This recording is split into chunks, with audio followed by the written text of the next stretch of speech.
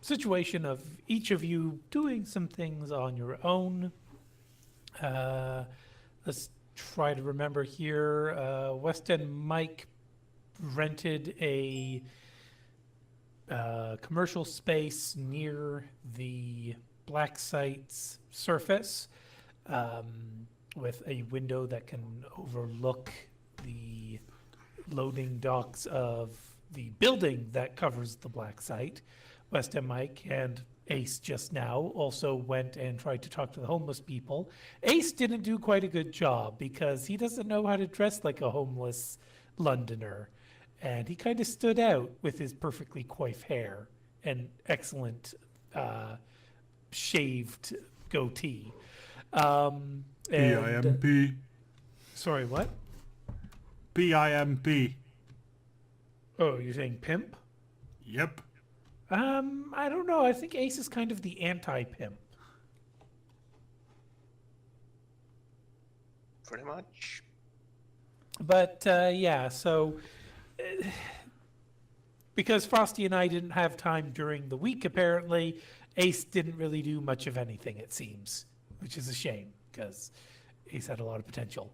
Briar used her divining power to A, confirm that yes, this is the black site. B, to confirm that they do. Shit, what was the second question again, Abraxas?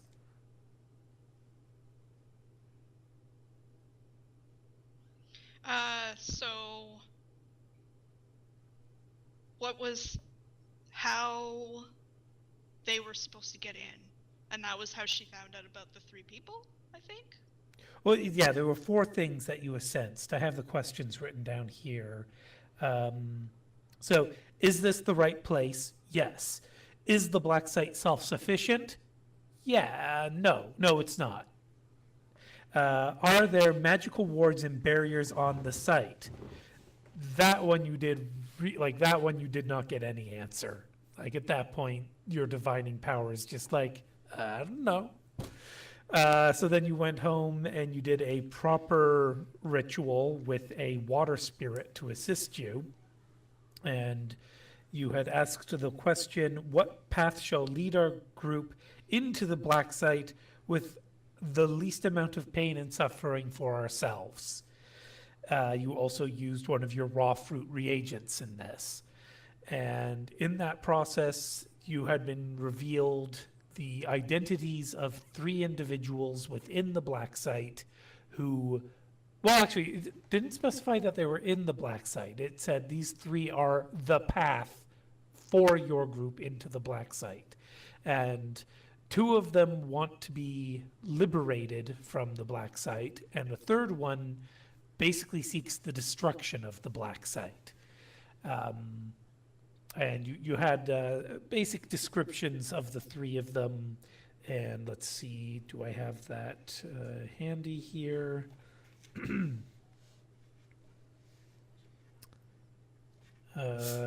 First person is human, possibly an elf.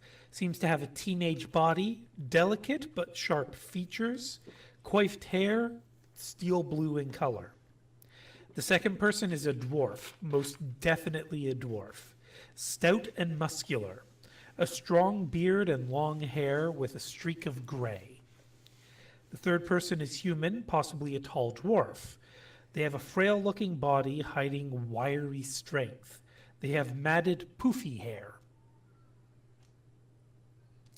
What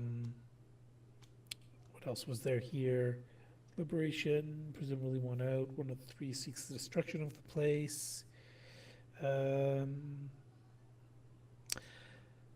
Additionally, the dwarf rages like he has a short fuse, and the other smolders like ashes, the one with the fizzy hair. And the one with the teenage body is apparently an enemy disguised as a child of progress. So basically while we're in there, if she sees any of those 3 people, she's probably not gonna outright do anything about it herself, because she doesn't really have the people skills that are probably necessary, but she would probably inform one of the other members of the group that, hey, that's one of the people I mentioned. Roger, Roger. Okay. We also had Durandel do her professional analysis as a professional Shadowrunner, because she's a Shadowrunner, you know, with the information of each floor appears to be designed with some clear choke points. Without being able to see drone deployment or standard guard patrols, Voin will have to make some assumptions. Based on those assumptions, she'll be able to anticipate some key problem areas. If the fourth level does indeed contain the armory, as the blueprint suggests, it should probably be taken as a key objective in a raid. Either seal the security HQ room with some explosives or secure the room for the team's own use. As such, if covert infiltration or social interjection are used as modes of entry, then the team should probably split up and send the heavy hitters to the security HQ before rendezvousing again after objectives are met. Similarly, the 6th sublevel and the 7th sublevel contain facility critical equipment. Detonation of a large explosive could render the facility powerless or otherwise seriously compromised. Additionally, using some kind of technological, magical, or social advantage, the team will likely want to get into positions on the 4th, 6th, and 7th sublevels. There is a chance that the administration offices on the 5th sublevel also have some value for this purpose and undoubtedly hold the high-value hostage targets if the situation devolves to that point. But ideally, the tactic of getting the team members into positions at primary security network juncture and power nodes for the facility with the means of shutting down said targets will result in domination of all opposition. Failing that, if the team takes out the freight elevator and rappels down the shaft, this could afford them some shock and awe tactical advantages. This would hinder mobility, so a second team should probably flank down the stairwells or, if possible, enter the facility through the sewage or ventilation systems. Finally, since heading into the enemy territory is always a risky proposition, smoking the enemy out and gunning them down, or otherwise neutralizing them, as they attempt to escape the facility could be the best course of action. After all opposition is removed, the team could proceed at their leisure, assuming survivors don't delete all information. This, again, does open the avenue of hostage-taking operation, though. Flush out the weaker civilian, scientist, or administrative staff, capture them, and use them as leverage to compel the security forces to surrender. I believe we mentioned Mike has rented a property. He's also going to be getting some furniture set up in there. His cover story is that it is the new office for a light industrial company that manufactures sub-assemblies for automotive production.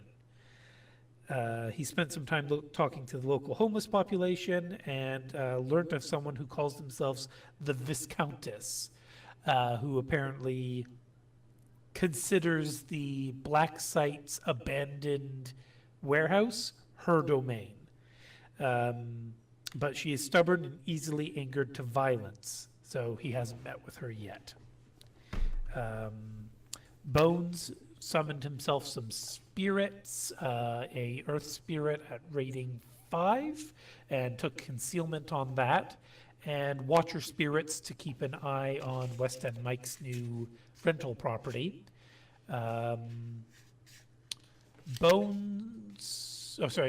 Cage. El Diablo, remind me what Cage did. Cage basically went over like the type of meta-humans and possible El Diablo, are you there? enemy. Sorry, I'm pressing the wrong button. I realize. Cage went over the type of personnel that might be at that facility, especially the different exotic meta types. And basically he went studied like, okay, how do we best kill these, how do we best fight and kill these things in a fight? And I believe he basically came across like Yeah, area effect weapons will be very good against the pixies and the serpentine people, as well as shotguns and general cone damage weapons. Things you don't necessarily need to aim. Some good old AoE and chunky salsa. Yeah, and he would advise the rest of the team to possibly see if you at least have that everyone has a backup weapon of that type, as it were.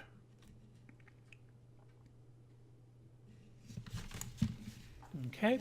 And Smoke, what activities did you get up to?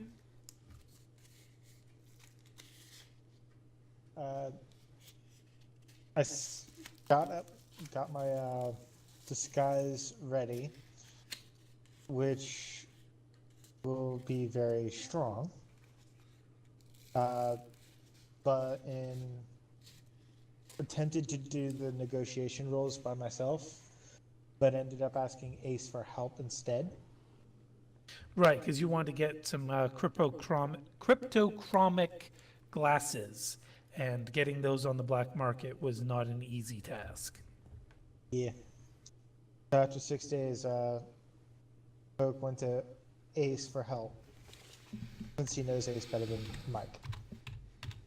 Or Bones, for that matter. Yeah. This is actually his first time meeting Bones. Okay, and one other thing from Abraxas, Briar, I wouldn't say either she went to the site or she asked to be projected to the site. In either case, she ascents to the area outside of, like, the warehouse, and couldn't find any signs of astral barriers on the surface. So, determining that this black site lives underground like parasites live within the trunk of a tree, is to give the analogy there. Braxis has to head out. So if anybody needs some concealment, she is willing to help in that regard.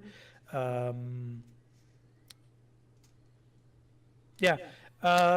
will try to keep a log of everything that the team asks from Briar for you, Abraxas, so that when we won't have a session next week, but on the 17th, we will hopefully have a short session before we stop for the year-end holiday. And then we'd be getting back on January 7th after that. Okay, I'll be here for that. I might. What time do you guys aim on being done tonight? Probably 4 hours from now. Okay, I might be back on. I might be able to come back on later then, if you'd like that. Sure, and that way we can fill you in on what happened and just sort of keep you appraised of everything. All right, perfect. Godspeed, everyone, and I'll see you later. And I'll see you for Star Trek tomorrow. Yes. Yay, Star Light Trek, and I speed prefer the ahead. devil speed.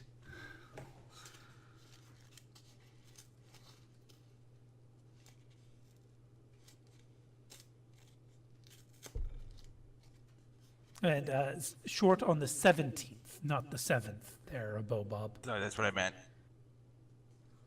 Okay. So, does anyone want to do any team activities during the 2 weeks of research User time? disconnected And does from the anyone channel. have any specific items they want Sliver to investigate? Or are you all just sort of letting Sliver do as Sliver does? I think we gave him suggestions last week. What were those suggestions? Does anyone have those? I think- believe you put them up in BBM. If not, oh,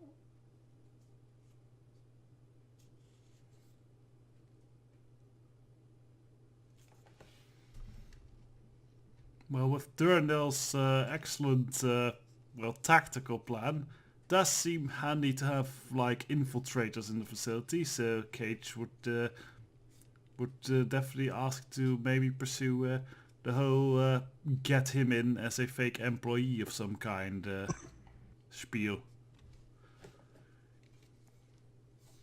The other thing is, though, is the only thing I can think of team activity for Bones is working on the concept of the idea, if you guys want to follow through with that, of trying with her plant making her powers and Bones's skills, maybe trying to make a plant to release a fab enhanced pollen into the facility that would deal with it's something like level 1 or level 2, so that make them easy to see and deal with the magic. Something of that nature, Briar would admit, is a little bit daunting to her, for it's kind of unnatural. She would actually, a good way for me to get Briar kind of out of the picture for tonight's session is to her basically go on a retreat to try and find a natural solution to Bones' proposal, rather than, you know, screwing with nature. Find something that already exists in nature.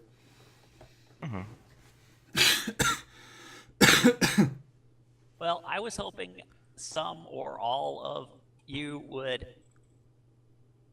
come along to try and find and talk to this Viscountess. I do not think I can handle her by myself. Having some other talkers and maybe a bodyguard or two would not be a bad idea. Cage will happily do bodyguard things. Although... Nope, go ahead. I was about to say, Bones would gladly come with you. He can help talk, and you got word of the Viscountess through the beggars, the homeless in the area, right? If I recall correctly. So maybe she might be the equivalent of the beggar queen or something. So we can maybe do something based on that. Certain services we can provide. Or just, you know, money and stuff. I mean, I got most of this info with a bunch of sandwiches.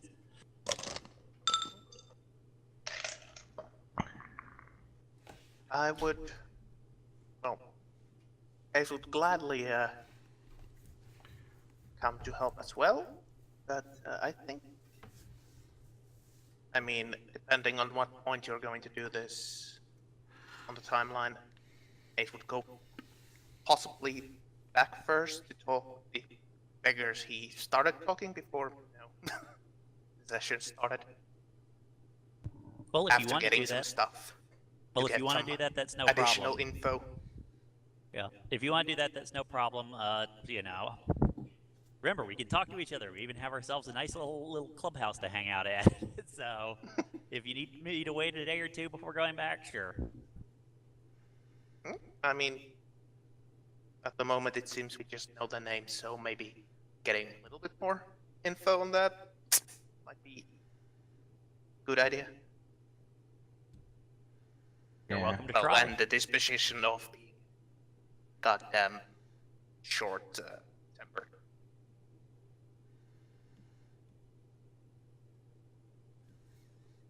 So maybe getting some information on her first, and then just, you know, being prepared with, I don't know, quote-unquote bribes, so everything goes a little smoother. I have Shadow Community Rumors 10, so I can get some rumors on the Viscount. Yes? Not sure she's a part of the Shadow community, but you're welcome to try. Well, The I'm pretty hobo shadow community. I'm pretty sure if you get named the Viscountess or some kind of position of that title's worth, you have some move and sway in the shadows.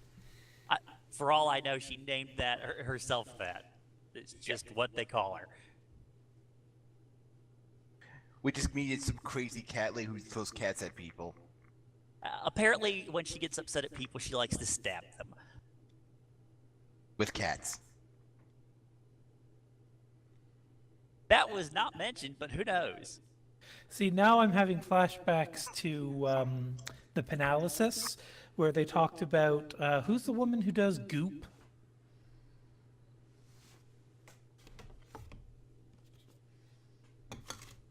The actress who plays Tony Stark's girlfriend. Pepper Potts? What's her name?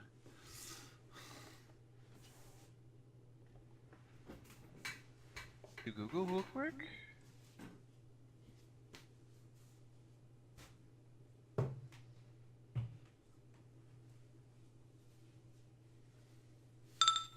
Well, anyways, there was something on the analysis where basically you either spend the night in a New York row house with an angry ocelot or with her. And one of the suggestions they had on how to survive the night is that they combined the two by accident. And so it's whatever her name, riding an ocelot, which she has magically grown to a large enough size to ride it, while throwing jade vagina eggs at people as weapons.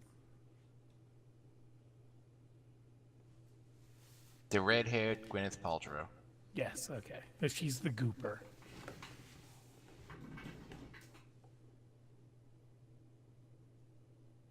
Who was smoking what when they came up with this show? Yeah, I was about to ask. Like, that's a it's- lot of drugs.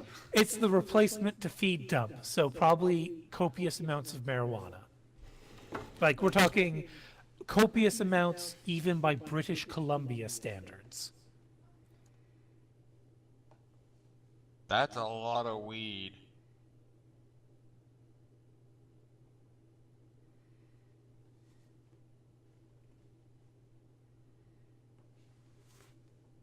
That's getting to the point where you question whether someone can actually OD on marijuana at that point. Nobody's done it yet, as far as I'm aware. But anyways, back to the Viscountess. So what I had there is the rumors say that there is a unfriendly and paranoid, even by homeless people standards, someone who's got the nickname of the Viscountess and apparently has a tendency to stab people who bother her. And this was in relation to... Yeah, it looks like I didn't actually specify the details with you, Desperado, did I? So other than, you want to know what they have to say about the abandoned property, and her name Yeah. just kept coming up. Yep, that's all we got into. My dice were a little cursed last when we did this. You did better than Ace. Yeah, I had a bad time. My rolls were below average in general. Not much, but still below average.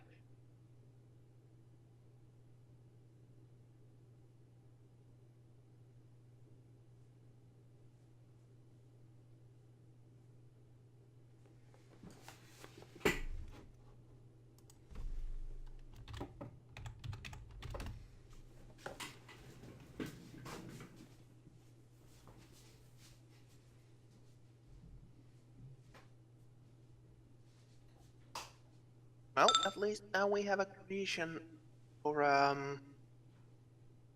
the page to be around.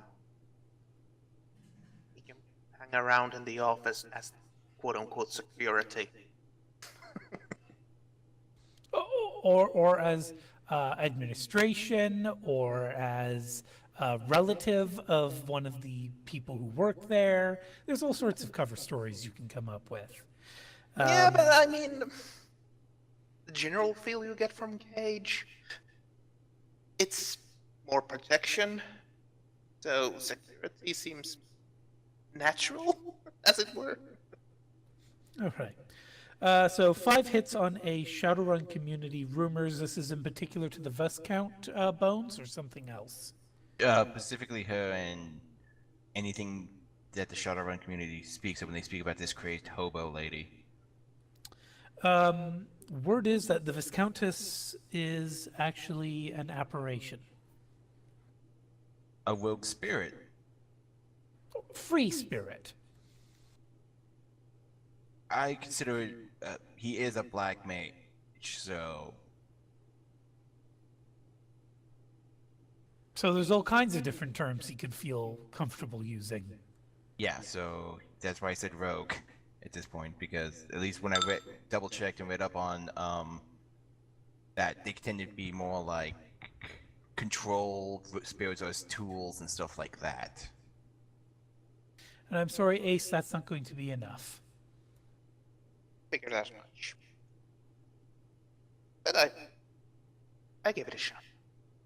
So yeah, Bones will speak up when he gets done learning what he can and inform the group that seems this crazed hobo you heard about, Mike, seems to be some kind of rogue spirit that just haunts this area.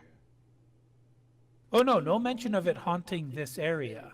It's just the only Viscountess that you are aware of at all in London Shadow community is a free spirit. Okay. You would recite that then.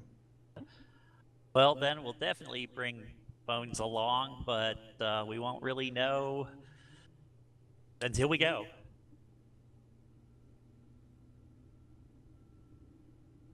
Would any of that stuff I listed be quote unquote problem to get? No, all of that is entirely above board. That's like I tried to That's look all at like- prices. I mean, I know the new yen 100 million credits it will cost 125, but rest of it is I don't know because I can't find them.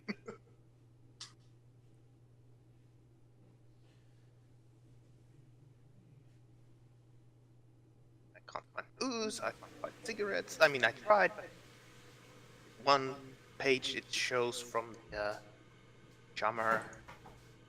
It's wrong. It's not on the page 330 as it says. Page 330. Let me In double the check. core book. Or What is it saying is on page 330? cigarette. Try page 313.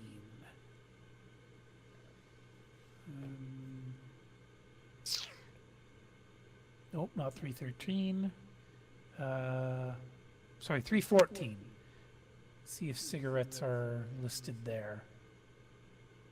Nope, don't see them there either. But they're really inexpensive. Like they're a couple new yen for a pack of 20 or something. Yeah, we can hash it out after. Okay. I'm having trouble finding an appropriate spirity icon. So perhaps Kara would be able to find something that is both spirity and viscounty.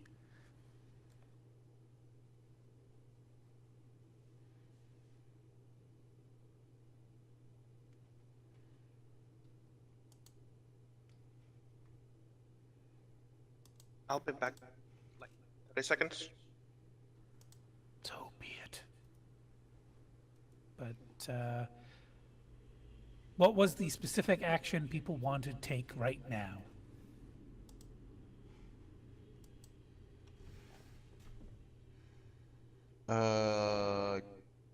Guess Bones would just speak up about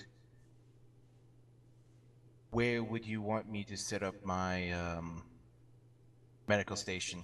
You want me to set it up here in the back where you have those cots, or would you want me to make another point where we could have a fallback in case anyone gets severely injured in the meantime, or during or after the ARP? Have to be evac'd. Well, this would probably be the best for now. Set up in the back room. Oh, Kara's back too. Well, then good. She didn't hear me when I asked for her help, which means I can totally do something that I found on my own. The Song of Flesh. Isn't that the sound of flesh smacking against flesh?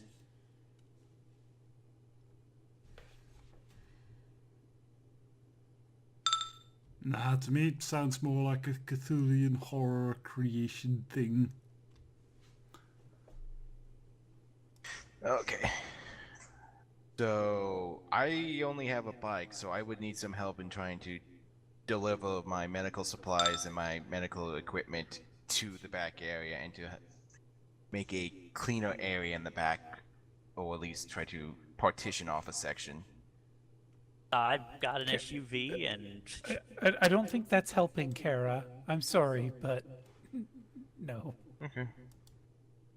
But sorry, Bob and Mike, you were talking. Sorry for the interruption. That's okay, that's I was good just then. saying, you know, if you need transport, I've got my SUV, and as for separating off a section, if you want to, I mean, there's several side rooms. You could set up an entire side room if that's what you want. You're the one who's in charge, so I guess I was just thinking to run it through you, especially since your name's on the lease, as it were. Well, one of them. You're the medical expert, so, you know, doctor's orders is whatever doctor's orders is. Yeah, I just think it would be best there, and this is still technically a black site, but if we do come across certain things or agents and stuff like that, I think it'd also be a good idea to perhaps do a quarantine if we find anything down there that is a bit off, as it were. But that doesn't have to be done until we figure out what we do there, and I can make plans as we discover what's down there. There was another matter, though, that with the aid of my new friend here, Chuliak, sorry, mispronounced the French term, Chuliak. I can maybe help get some forward scouts in there due to me being able to cast some invisibility spells as well as him being able to do some concealment. Issue is, if they go in, they're going to probably have to go in alone.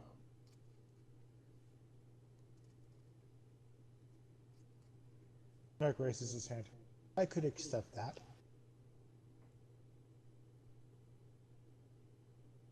I think Yeah, we want the to issue- try and find this Viscount before we start infiltrating the place, though. Yeah. Just wanted to run it by that I can help provide the best chance to get someone to infiltrate and get in and out, but if they get caught, they're going to have a lot of forewarning that someone's about to do something to this place. Well, it can't be seen or seen. Whoever goes there. I would No harm. I would personally ask for that when we actually go to enter the premises. Maybe Okay. we should also dress like hobos, so the cameras won't immediately pick up, hey, that's a weird group to come in here. Hate to tell you I this, tried big guy. that. You have to do a better Yeah. job than I did. Yeah. The other big issue is that how many of you have seen us? It's a good idea, big guy, but how often have you seen a homeless Cyclops in London? More than you've seen working Cyclopses in London. Remember, he's a troll meta variant. They are the most put down upon, the most what's the word I'm looking for here? Disenfranchised? Yeah, most Ostracized. disenfranchised. Not ostracized too, yeah, but basically the one who suffers the most bigotry, basically. Well, open or subtle? Open and subtle. You don't tend to insult them to their face, but, you know, it's pretty easy to check their resume in the Shredder. Sorry. For that matter, most of them don't even have resumes because they never got educations to begin with. Hence see why the guy from the previous mission was kind of a special case.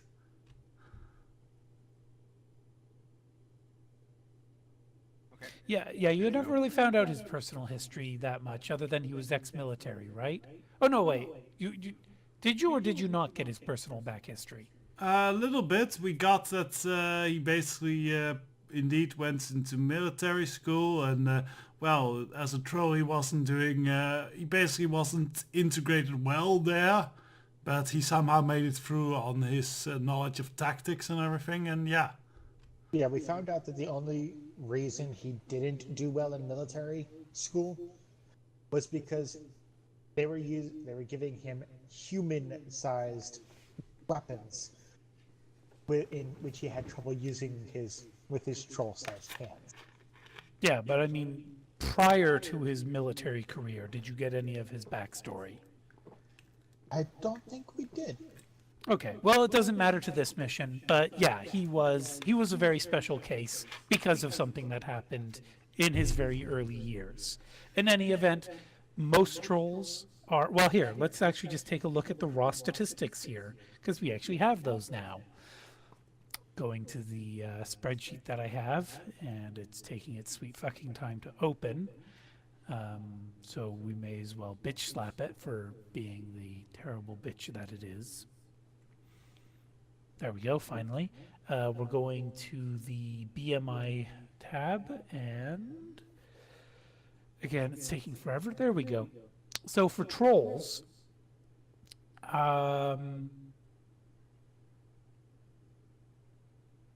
approximately 83% of trolls do not have sins. Oh, that's worse than orcs one. I think the orcs would be worse off. Orcs are just below 83% globally.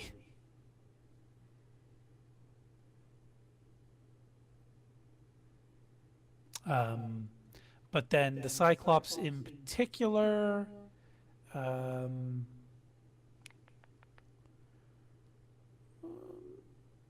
they seem to be doing decent for themselves for all of the troll meta variants. But in any event, yeah, seeing a troll without a sin is a common thing.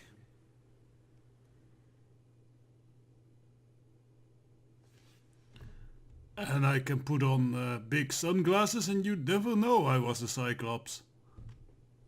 No, I think they know.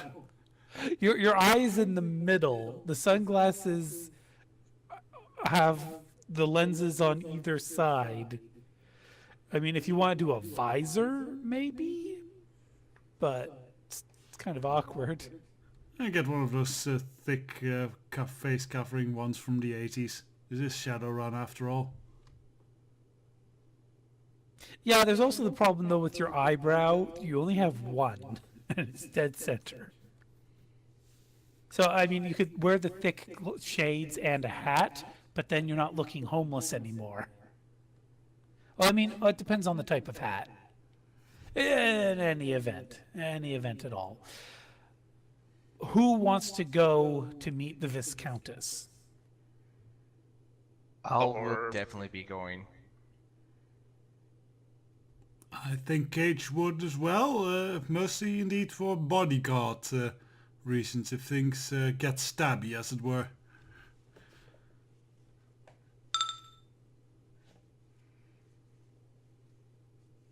Mike, Personally, just that you wait until he at least tries to get some information before you go. And yes, Mike would go because, well, it's his lead. And Smoke will go. Okay, so But- pretty much everyone except Briar, and Ace says, before we go to meet the Viscountess, how about we just hang out with the homeless people for a bit? Is that what? At least I will. Oh, okay. So Ace is going to hang out with the other homeless people while the rest of you go to see the Viscountess. Yeah, I think we should let Ace do that and just say in the meantime, we're gonna go pick up my medical gear and get it loaded here in case the meeting with the Viscountess doesn't go well. Okay. You might also want, I think, is it Smoke who's the best at disguise? I So, believe so. Ace only has 3 in disguise because he hasn't trained it at all. Mike, what's your disguise? Somewhere in between those two numbers. All right. No, so, I actually have trained at some. That's just it. Disguise is a 7, so not great, not horrible. okay, 7 total. Daya, Voin, Durandal, whatever your fucking name is, I imagine your disguise is on the lower side. Bones, I think yours is probably like 4 or 5, I'm guessing. 4. You remembered it exactly. Cage, you've got obscene intuition, if I recall correctly. So I think your disguise is actually like 8.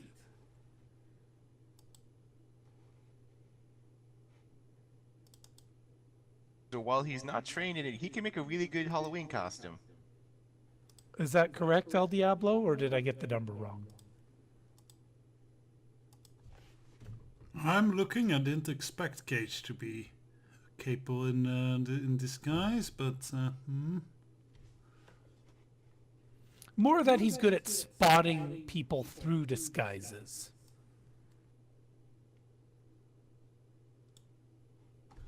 So I guess that yeah, leaves- you remember correctly. It's 8. Okay, and so Smoke, what was yours?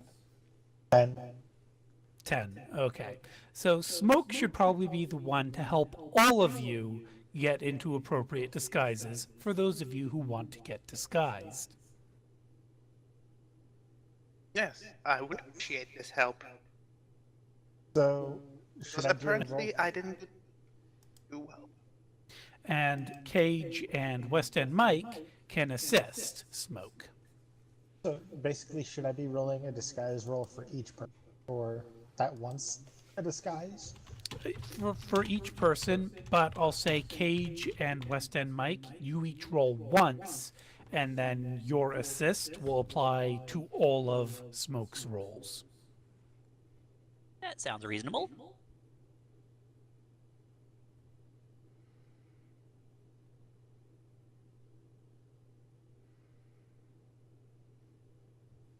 And Smoke's own disguise is pretty spot on. But is Smoke going disguised as... He's not His- going disguised this time. He's just going stealthed. Okay. Cage, are you there? Yes. What? Sorry. Go ahead and give an assist to the Oh, disguise. okay. So while Mike will be offering beauty tips, Cage will be the one who's like, nah, not believable.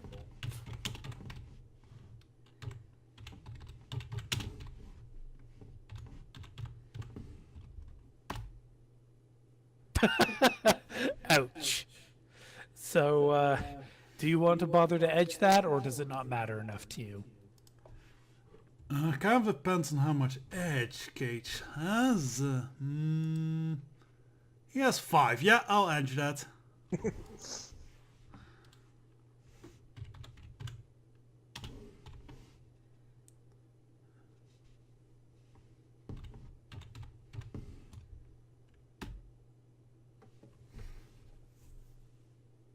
Okay, very nice. So, Smoke, you'll be receiving a +4. Please put the name of each person who you are disguising as you disguise them.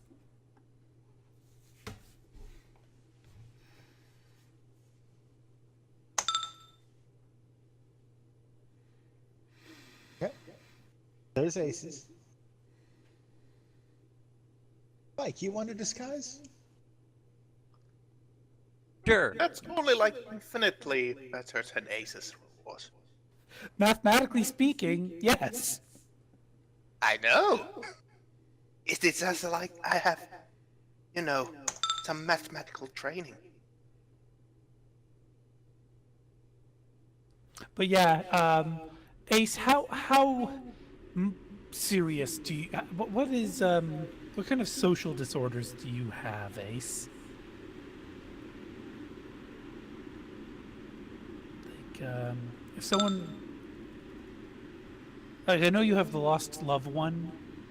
No, I quality. don't have a social, I have distinctive style, I have lost loved one, prejudice against kidnappers and human traffickers, signature and yes. And signature is my literal calling card. Well, not literally. But it's not a gold card, but a card. A troll card.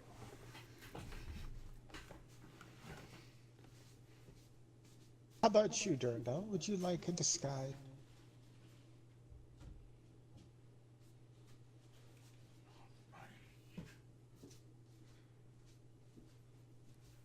Kara, did you hear Hunter?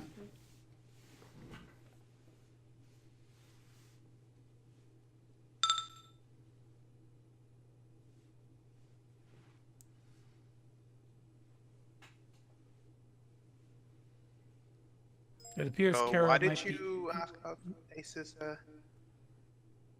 No, they are not.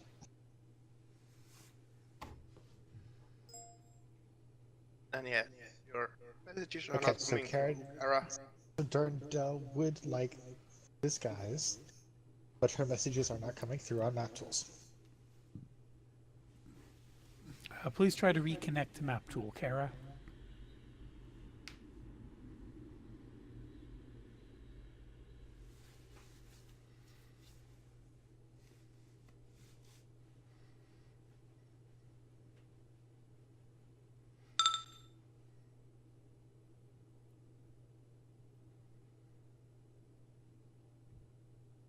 Now, who the fuck is Michael Weston?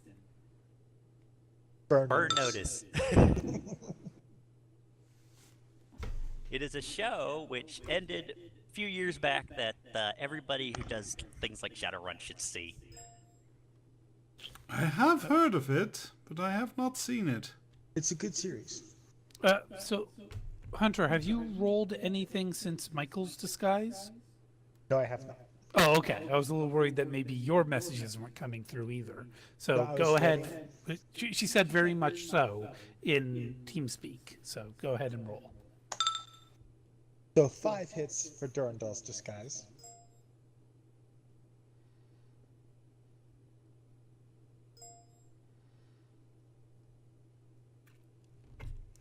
How about you, Bones? Would you like me to dirty up that face of yours? Sweetie. Not Sweetie. No, sweetie could be appropriate. Okay, Sweetie. And Kara sounds Better like men you than might need to reboot. Better men and women have tried, but so far as you've seen, no success. My Well, this very will nature only makes be it kind of... temporary. Yes, but by my very nature, it's kind of hard to hide that. Maybe you could shave your mustache. That is Oh. sacrilege you're speaking of. But will Bones accept an attempt at being disguised or not? Yeah, he would attempt it, but he would just be like, see if you can do better than others have, because even... I'm thinking that even by being a dryad, I would be like the prettiest, most attractive hobo possible. Just by being a dryad. Well, remember, in his case, it's not so much beauty as it is the perfect bedside manner. Kind of. He makes people feel relaxed. Ah, okay.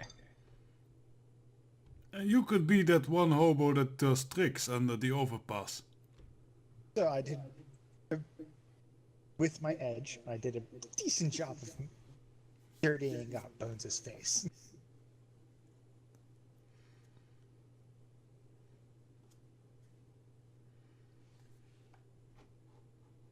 Then that leaves Cage then?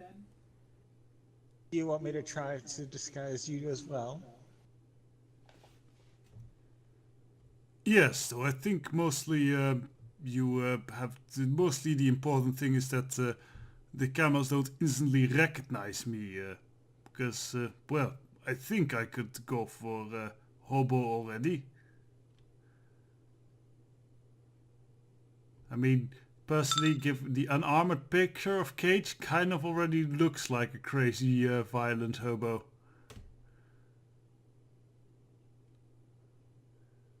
I think Smoke just adds a couple of touches.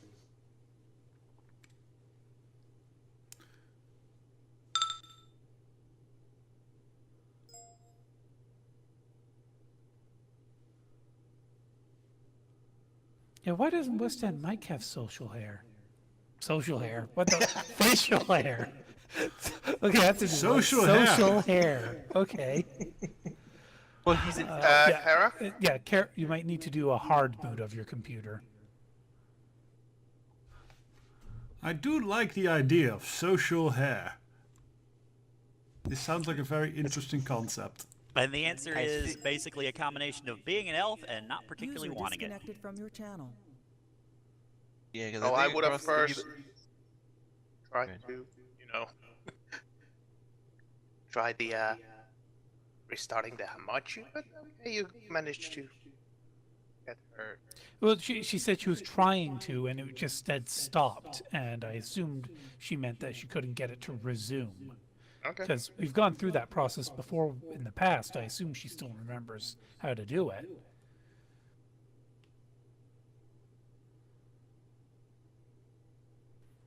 Anyway, so the 5 of you will be going to the Viscountess, with Smoke going in his stealth suit rather than disguised as a hobo. Shall I roll my infiltration? When we've confirmed that everyone is ready to go, and make sure there isn't anything else we want to do first to prepare, while Ace is going to just sort of hand out his gifts to the homeless, this time looking more homeless himself. Yeah, I thought the idea was that Ace kind of goes first and gets a little bit more additional information before we go by Countess. Okay, and you, all right. So in that case, Ace, while the rest of the team is getting their disguises on and setting up Bones' medical equipment, you wanted to go and bribe some homeless people. Yes, was my plan. User in your channel is recording. So go ahead and roll a negotiate with a +5 modifier, because you're bringing them all sorts of things. Odd. Sorry, what is odd? Some of Smoke's skills seem to have gone down. Does he have any wound modifiers maybe hitting him? Not according to his condition monitor, but normally Smoke's gymnastics is 17, but it's only at 15 right now. I think I do a rather splendid job of negotiating some information. Welcome back, Kara. I hope it will... Or wait, you're saying map tool is still just saying connecting? So, that sounds like a me problem. I'm going to reboot the server. Saving the campaign. But yeah, with 8 hits on your negotiation, Ace, you have the homeless people quite figuratively eating out of the palm of your hand. Because I don't imagine you want them to do that, literally. Well, I would prefer not to, but if it is required, I will make the sacrifice. Wow. Oh Bones, my. Bones would actively speak up at that point. He's like, Oh, no, "You no. do know the No, amount of no. diseases." Ace is there on his own.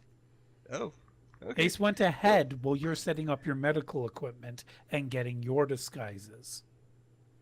Yeah. So, yeah, Ace, while you're alone, what else did you want to do? Were there specific questions you wanted to ask? The information about the, what's happening in this area and the Viscountess are the most important.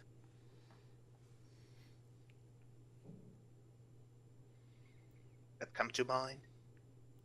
Okay, once the server's back up, I'll ask you to roll a words. Why do words always suck? Etiquette?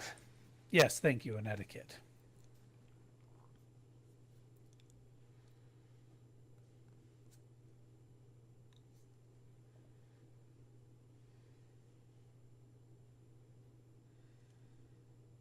I was trying to come up with a label, but it doesn't seem to stick. Sorry, your label isn't sticking? Yes. Etiquette. Ticket. Boo! You're trying too hard. Boo! I wasn't trying too hard. Server has reactivated and Kara instantly connected. Go figure. Okay, I found out what the problem was. What was the problem?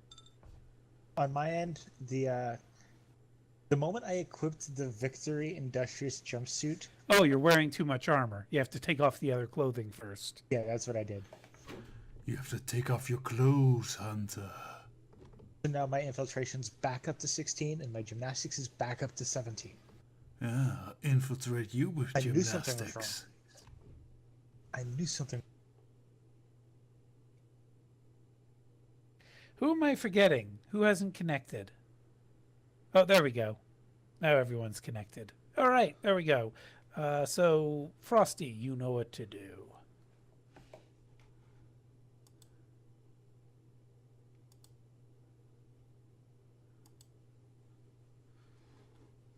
My first character.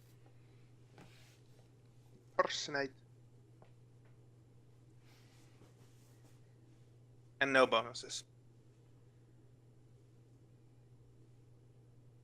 Well, actually, you know what? You did such an amazing negotiation role there, and you're bribing them with all the treats and goodies. Let's just go crazy and give you a +5. Sweet.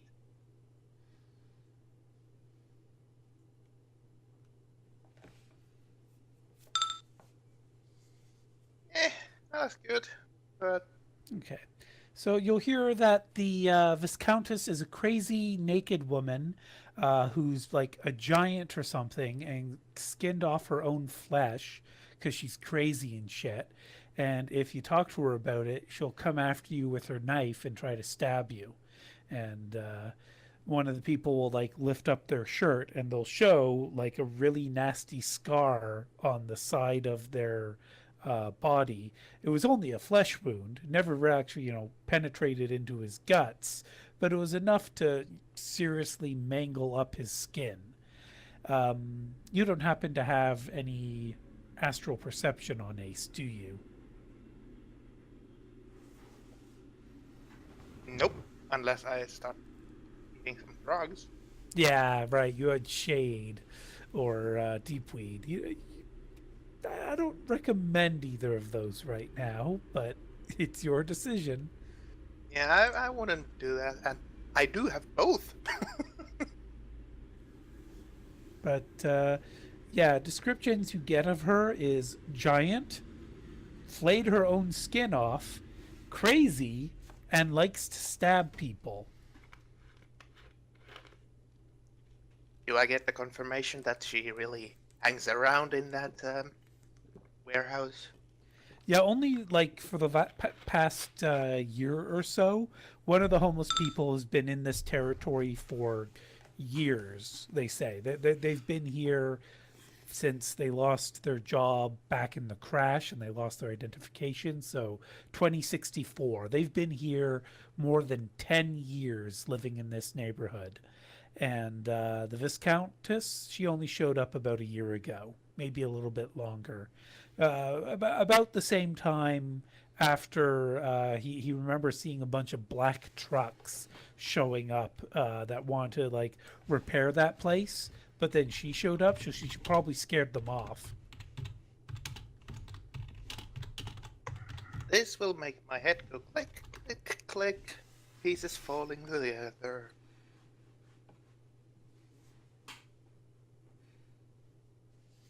Well, and for the, I believe I asked something. What's going on otherwise in the area? Anything Recently, out of the ordinary? nah, just some weirdos coming to give us food. People don't usually come and feed us, but we don't mind. Who would ever complain about free food? Well, that's what we're saying. We're not complaining. It's weird. I get the reference, El Diablo. Very good, Frosty, very good. Need to go on a spirit quest.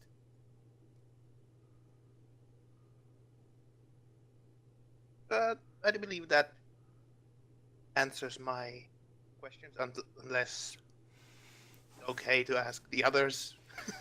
Does the rest of the team have anything they want Frosty to have Ace ask?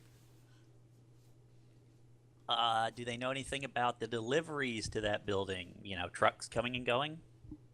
That's a good one. Never ever see any trucks coming or going. The place has been abandoned ever since the Viscount took over.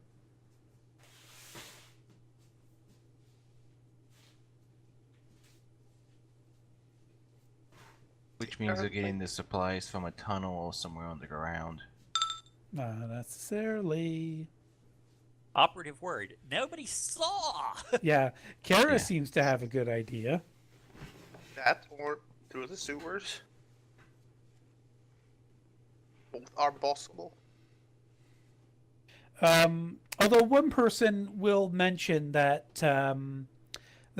this description of the Viscountess being like big and skinned and shit, that's not what they saw. And everyone will tell this person to shut up because they haven't been here that long and they're crazy and they don't know what they're talking about. Ace, do you want to follow up with the apparently crazy person?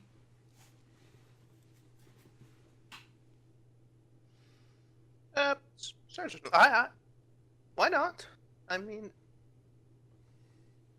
I don't see any harm of listening his All right.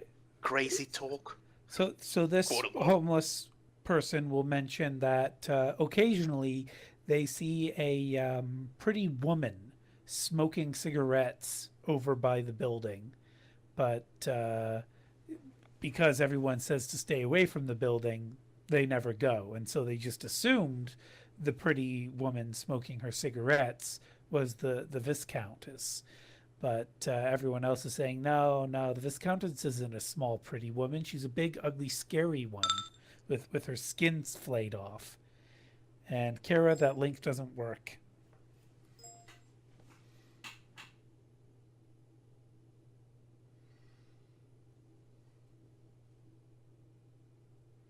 I think Ace would at that point say, maybe she's both. Maybe she has something that makes her change. Like there's Maybe stories she's of Maybelline. old stories of I don't know. I can't remember. Are werewolves a real thing in Shadowrun? Technically. They're called Loup Garou, and they don't shapeshift. Yeah. But there are shapeshifters who are Okay, yeah, well- wolves that turn into people. Yeah. Well, But there's nothing that has like a hybrid form as what we think of as werewolves. Mhm. And they're furries, probably. There are, sorry, Kara's song is playing. There are creatures that, what are they called? Changelings? Basically, surgelings. They're mutants that would look like furries, yes. yeah, Ace would probably I was just thinking diplomatically people in suits. suggest that maybe it's both. Maybe they have this ability to change shape. Who knows? Crazier things have been seen.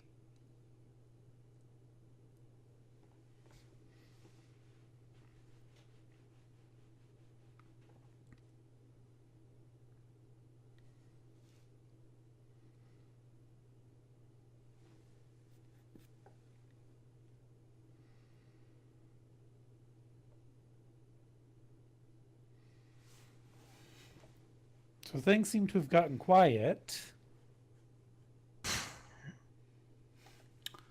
I don't have any serious questions I think I can suggest, at least. Yeah, I don't have anything off of me, but I have an idea as what's going on here. But yeah,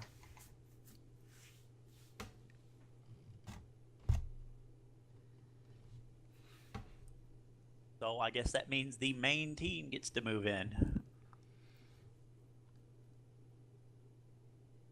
I do believe. So Ace, will you be joining up with them as they go into the building?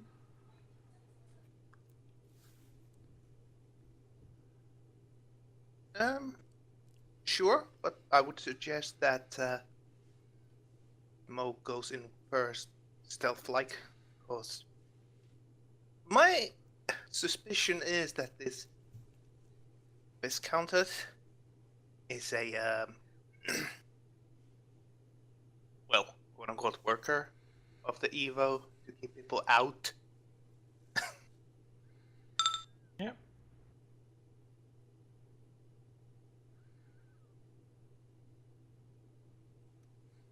So maybe taking a possibly magical trickster, but maybe taking a stealthy look at first what Moke sees, and then try to possibly accomplish a contact. But that's just my suggestion. I could go in first.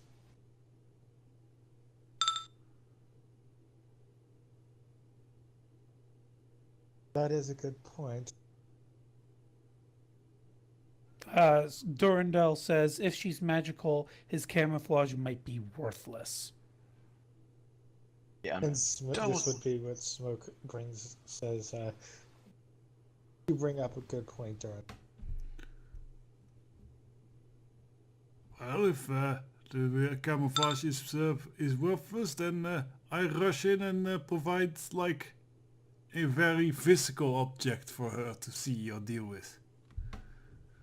Actually, see if you can get a look in there, because while your camouflage may be useless against a magical entity, I wouldn't be surprised if they have cameras in the lake, and you'll be able to tell us if that's correct, and if so, where they are. And Boyne offers a different proposal, saying it would be better if you cannot hide from magical threats, we should just walk in. Yeah. All macho like? No, just look like homeless people trying to set up shop. Durandal adds, and would be able to alert her to the fact that she knows people are sneakily surveilling the area. If she is, as Ace suggests, part of Evo, that would be playing our hand heavily. I could also probably be about finding a roof entrance. I'd say the safest thing to not blow our cover is just go in acting like a bunch of homeless trying to set up shop and just see what happens. If she is Evo, then her job is just scare us off. If she's not, we'll maybe find something else by doing that anyway. Good point. Durandal says, or I could knock and talk to her. It works at bars sometimes. You have convinced me. I think walking in like a group of hobos might be less suspicious. Somebody going in all stealthy like. Smoke will try and find a. Well, I'll happily Windows. look for garbage cans.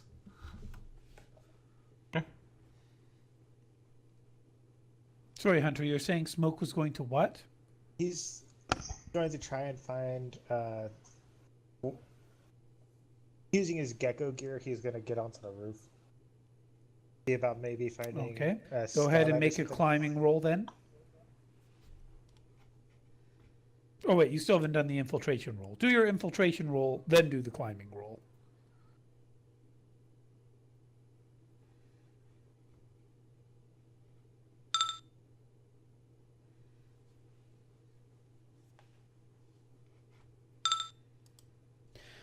Boyne will state, if she is trying to contain and keep out homeless, possibly to cover for a secret entrance or supply area, I think pretending to be homeless would just set off her natural course of action. Well, yes, and then things are still as they go, but then we smack her a bit and she realizes we're not homeless, and then we secretly have talk. Bones, would you like to remind Cage that smacking around a spirit is perhaps a challenging task? Yes. I will be like, we've been over this. Unless you have something marked for smacking around the spirit, just punching one's not really that effective unless you're magically inclined. Oh, can't you give me magical fist bones? Uh, I'm gonna assume, like, I think there might be spells, but I would have to Bones find them. Bones like- does not have that spell. He has not figured out how to cast that spell. But if you want to roll a magical theory or magical tradition, I can let you know whether or not that spell actually exists. Okay. I can do that myself. Magical theory, Technically. sorcery. Would that just be magical theory or would sorcery apply? Sorcery definitely applies because it's a sorcery, a spell to cast Mage Fist, basically.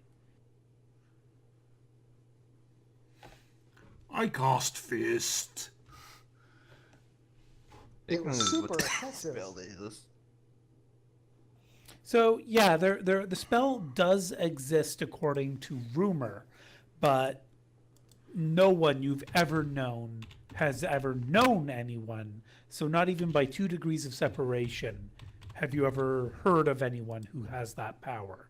If it does actually exist, it is exceptionally rare or a well-kept secret.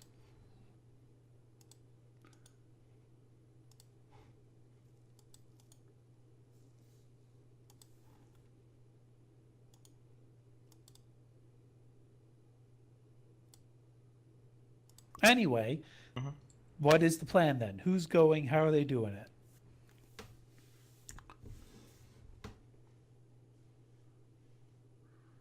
Well, just smoke it up onto the roof. Do that, but Not with 2 hits. You're gonna have to keep going. Yeah, I still think the rest of us should just start showing up and just trying to shut up shop. So we should bring along like a trolley or something. Has like cardboard or stuff to lay on mats, blankets, something that looks like we're trying to move in.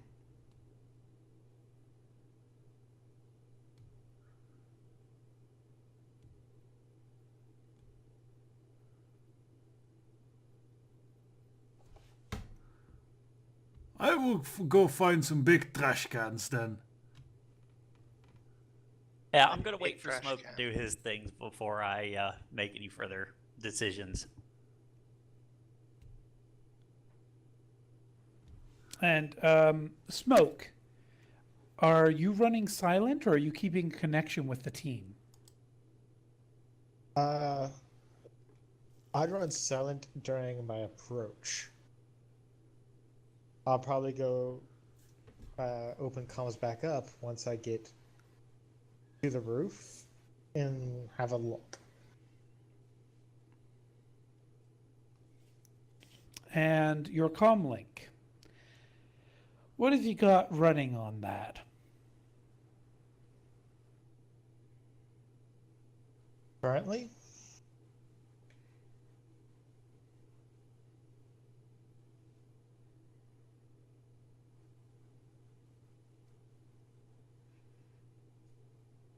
probably just a basic applications.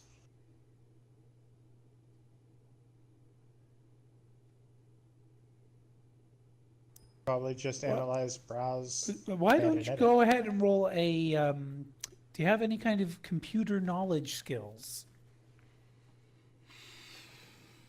I do. Which one will I be rolling? Which one do you have? I have computer. No, as a Hardware. knowledge skill specifically. Oh, knowledge. For knowledge skill, all I've got would be security design and security tactics, but that doesn't really. No, that would apply. Go ahead and roll that. Design?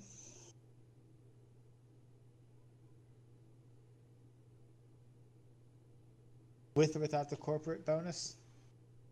Yeah, corporate can apply in this.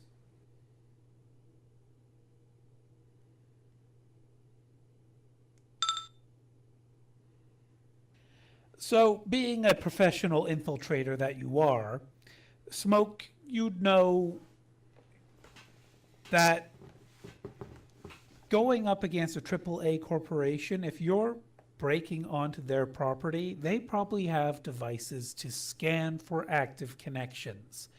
So even if you go into private mode on your comm link, there will still be things searching for you.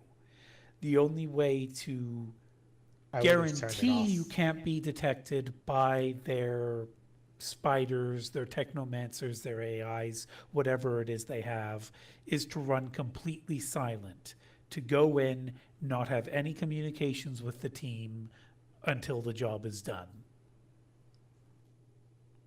Yeah, I would turn off my comm link. Well, put it in hidden and Shut off all Wi-Fi signals, basically. Yeah. Yes. Yes. Would you advise the rest of the team to do that as well? Yes, I would. Okay, Bones, could you maybe turn this thing off for me? I mean, Yeah, I I can was gonna smash do it that on the before ground, then it turns off, but I don't want to buy a new one again. Yeah, no. I was gonna do that anyway. In fact, I was gonna leave my comm link here, and I was gonna say you just instead of smashing it and turning it off, you keep them here when we go investigate it. That way, it doesn't. If they're not on our person, they're even less likely to get hacked if we get caught, because they won't find them on us. And it really helps sell the whole homeless thing if you don't have a comm link. Oh, Yeah. okay. Yeah, okay, then I pull this off and put it down here. Yeah, good. Is anyone bringing their comm links on this job? Smoke has to. But his is going to be off. I would, but it'd be on, on private mode essentially. It doesn't, whatever it is, hidden or whatever, and hopefully concealed somewhere reasonably well on my body.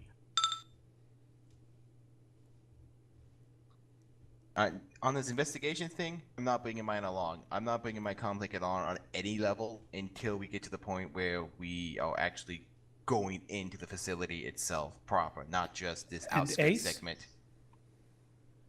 As soon as I get the moment to speak, I will say that I will, well, not bring my comm link.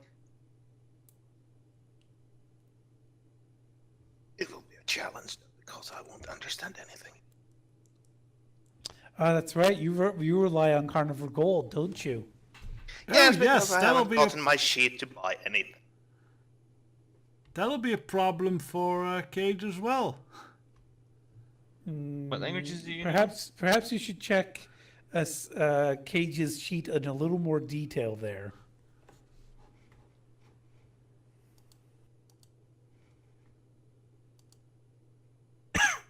I know English and Spanish for my character, so if any of you know those languages, we can communicate.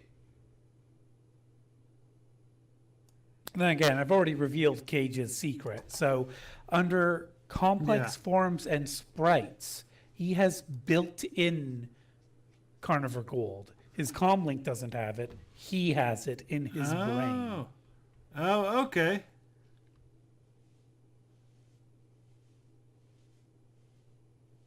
Still, that would reveal him.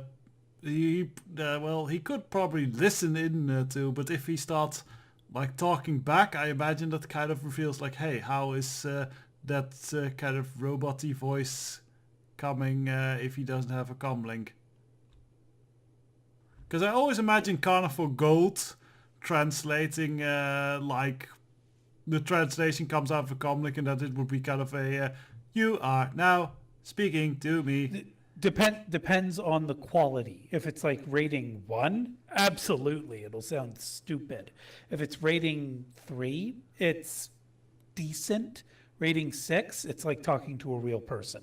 Yeah, but regardless, it wouldn't be the voice of the actual speaker, quite clearly, I imagine. Correct, unless that person translates it and then reads phonetically, what it says on their comm link. So how would that work with the Technomancer build-in Carnivore Gold? Because It's literally your brain deciphers other languages for you. okay, but I still would not be able to speak then. No, you could. It's in your brain. So your Okay. brain, basically, you have polyglot. You have omnilingual ability, just as long as you keep your resonance flowing. Okay, Your head okay, is interesting. Your head is the Rosetta Stone software built in. It's a popular learning language software. Okay, well, all right. Thank you for helping me understand this whole thing. Technomans are very weird to me still. Yeah, especially Cage. He's not your normal technomancer. Yeah. All right, so Smoke, you've gone up on the roof. The rest of you, you're what? Just giving him some time before walking into the building? Yeah, the time we're giving him to walk in and do his little infiltration is us just gathering the pieces to help tell the story of what just a group of homeless trying to move in. Everyone's like on the same shut- page with what a Bob said there? Yep. Yep, Cage would be start gathering trash cans. Okay, so Smoke, give me one more climbing roll here, just to see if you'll make it up there in a reasonable amount of time, or if you'll fall and break a leg. Well, it'd be Alright. hard for me to fall with gecko gloves. Yes, you'd have to critically glitch, but you didn't. So, Smoke, you've made it onto the roof. What do you do?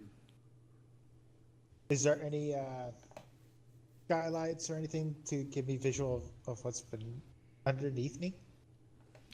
There are skylights, but they've all been boarded over.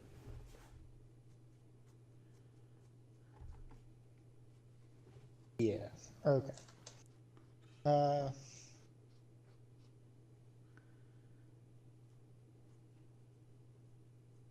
So he's going to look around and see about any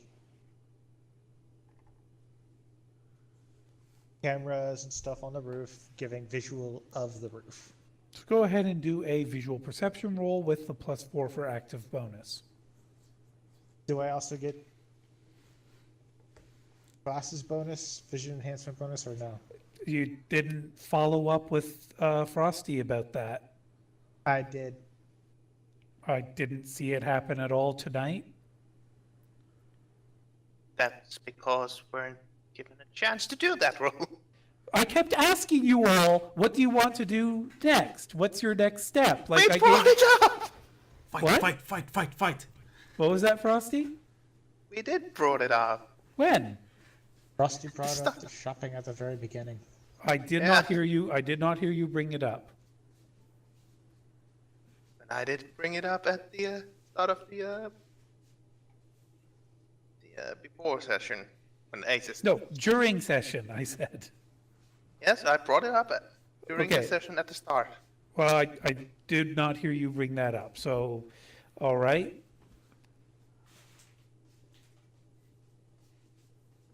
Like, I was expecting to get, some more. What do I need to roll? What do I need to do? Because I have no clue.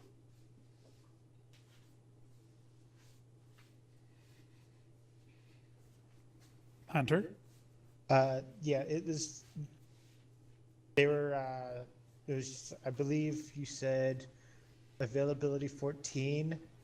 So extended negotiation test.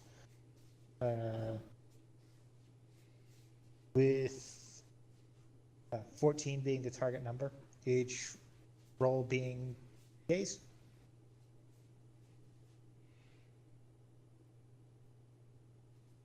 And Smoke is offering a finder's fee.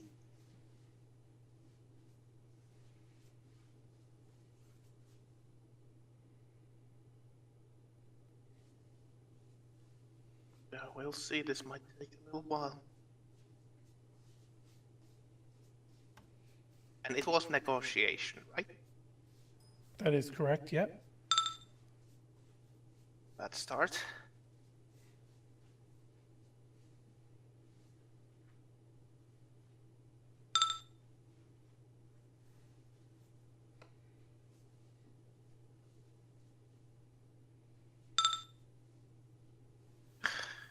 That's 11. Okay, so it'd be approximately 1 week. How much of a finder's fee are you tacking on to this, Ace? I think you meant smoke. No, Ace, you're the one who's buying this. How much are you charging Smoke for it?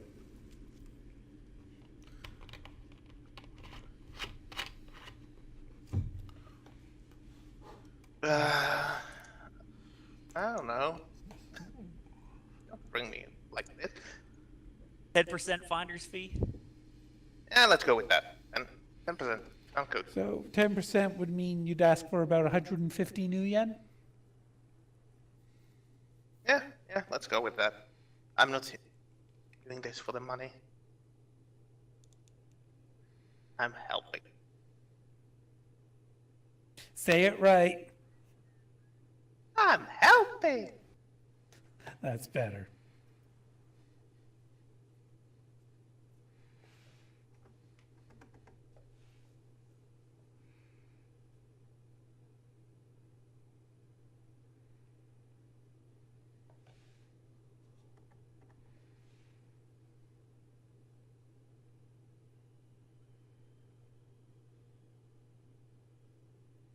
Thank you, Ace. Bro.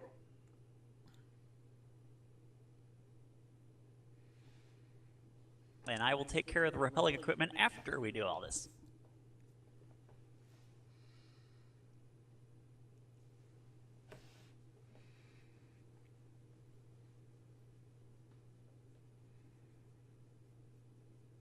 Luckily, that's one thing Smoke will not need.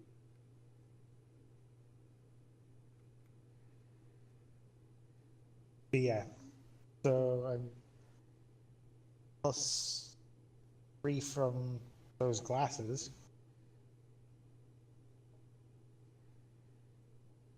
Correct?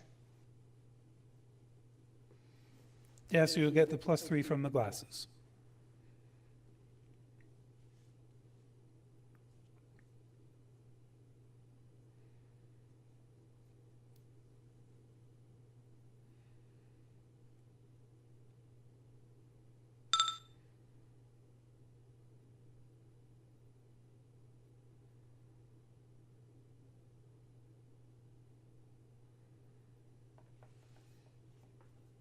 There will indeed be a number of very stealthily placed cameras. If you didn't have cryptochromic, you wouldn't have even noticed them. However, because there is an electrical current flowing to the devices, you can establish where they are. And they are placed all throughout the rooftop and surrounding property. Is there a way for me to find a blind spot on it from how all the cameras are placed? Blind spot for what, though? Up on the roof, is there a blind spot for it? To what? Like to decloak, or what blind spot for what purpose? I want to see if I can tie something off, and so we have an easy way down instead of just having to climb back down. I can just rappel. There is no blind spot that includes the edge of the building. Every edge of the building is watched.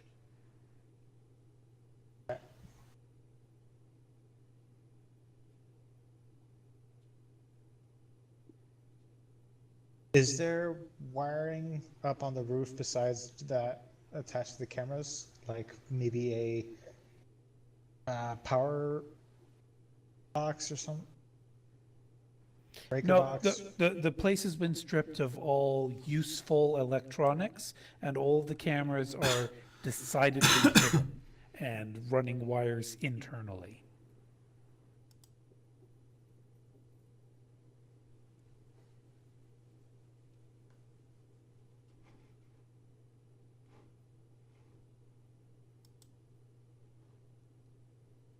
then smoke's going to get off the roof.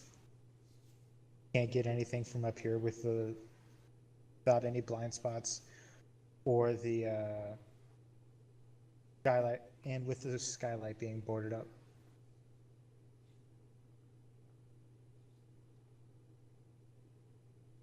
So he's going to climb off the roof.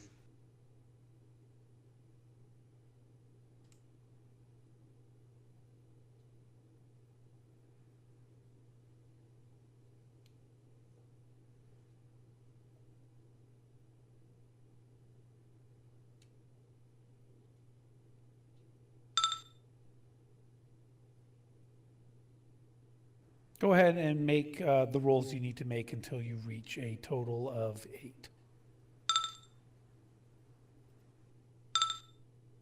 Okay, you do not trip and fall to your death. Meanwhile, the rest of you would have entered the building around this same time. So, shall we proceed with that plan? Absolutely. Well, actually, how long has the recording been running? We're close, but we could still finish this. Okay. Then yeah, let's go for it. Yeah, I'm good.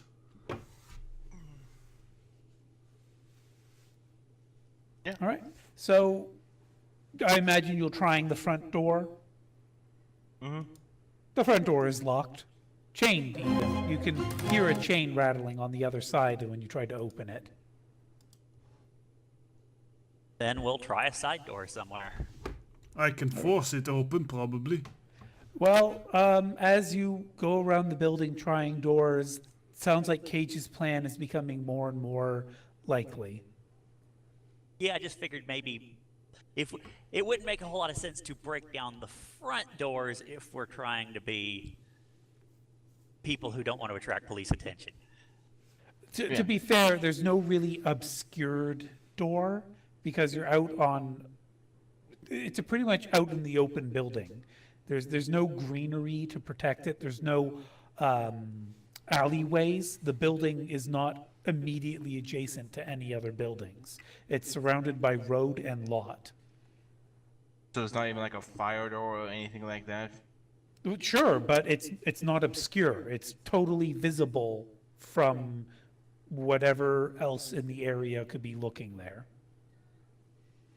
Well, then pick your favorite door and see if you can accidentally open it.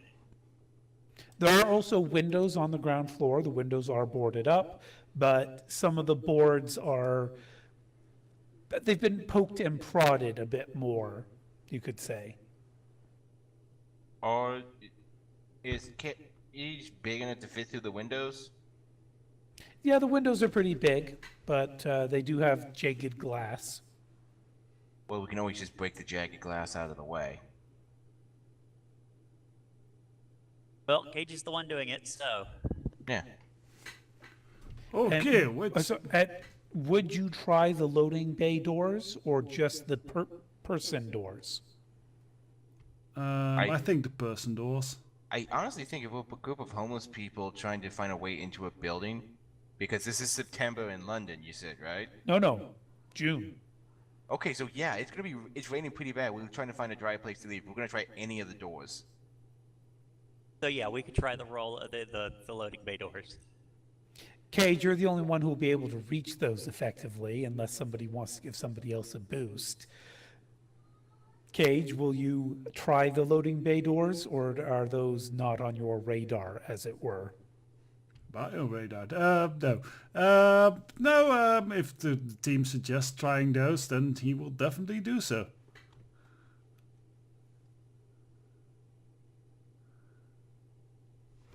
Team, that's your question. Yeah, we'll try the loading bay doors. I mean, again, we're a group of homeless trying to find a way in here so we can get out of the London rain in June. So yeah. Okay.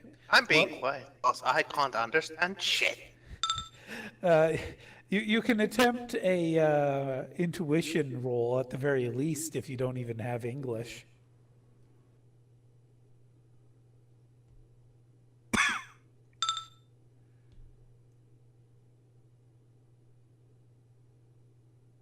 I think it's more a matter of reach than strength, Kara.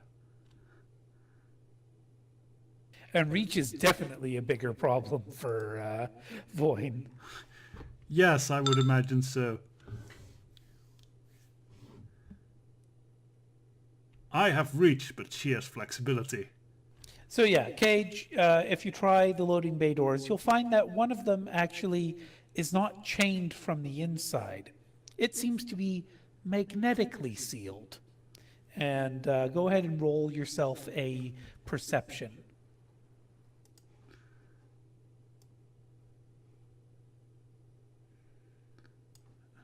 8. Let's see, does he have any gear that helps with perception? This it won't be visual or auditory, so no, the gear Okay, won't so affect then it. it's just a basic 8. Alright. It might be active though, since we are kind of being sneaky. This will be something that kind of catches him out of the blue, so I'm not going to say it's inactive. All right. But that'll definitely be enough. Cage, with your unique perceptive abilities, you can sense a magnetic field holding this door shut. You feel that the magnetic field is stronger than what you could do with all of your strength. This kind of this is out of place for an abandoned building. So this thing is all sealed up, up shut. Quite fancy. Well then, we go back to the other plan. We find a door and you lean against it real hard. Oh, I like that plan.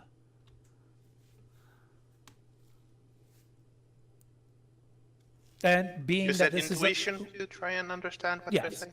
yeah, And he would relate the whole magnetic thing, but he would whisper it to the rest of the team. okay. And you have kinesics, right, Frosty? Yep. So go ahead and add your charisma -1 as well. And Cage, there is a person-sized door right next to the loading bay door up a staircase. The staircase is rickety, but it could probably hold your weight long enough for you to kick the door down. Okay, well, first one, first go. Ace, you definitely get the impression about what people are talking about clearly enough that you have an understanding, if not a comprehension.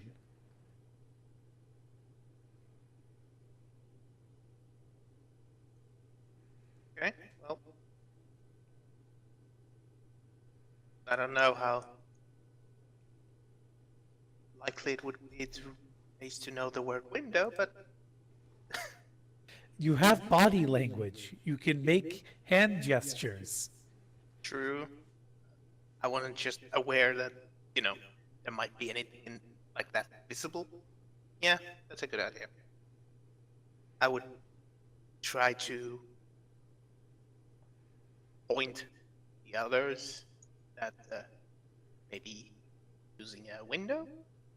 And have you tried speaking in Russian or Cantonese, just in case somebody here happens to know either of those languages?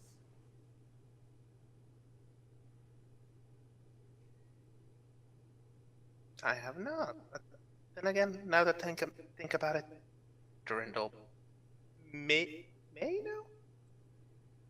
Or were we using carnivore through the whole thing? So what would Ace say as he's mimicking this window thing with his hands?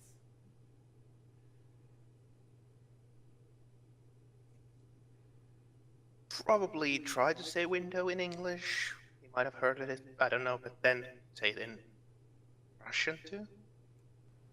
But what about the window? What are you telling them window?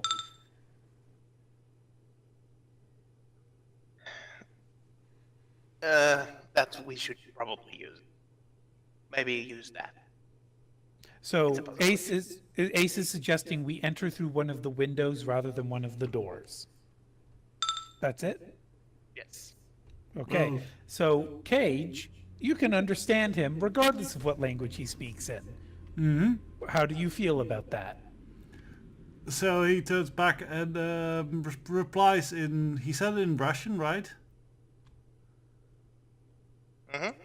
So he would go back and say in Russian that... well, I think we should first try door to get... that will get us in easier. And if that doesn't work, we can go for window.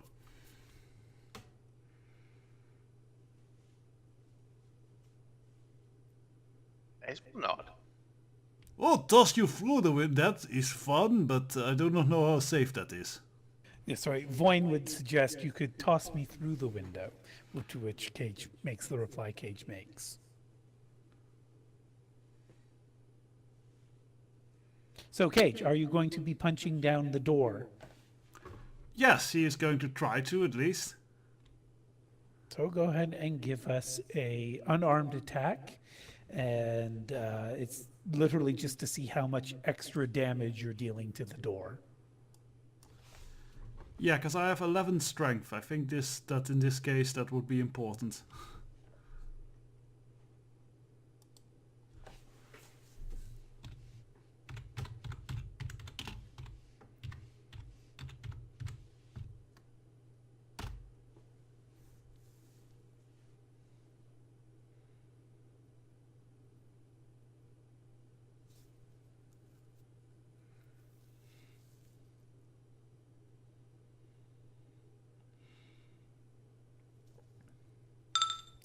Does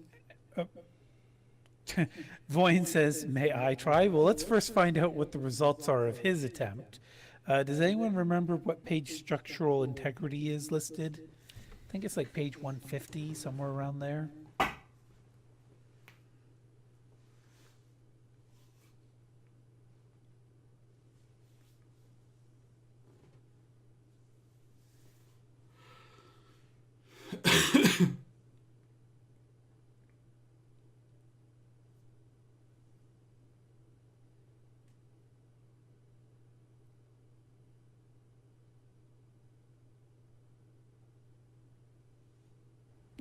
Barriers are on page 166.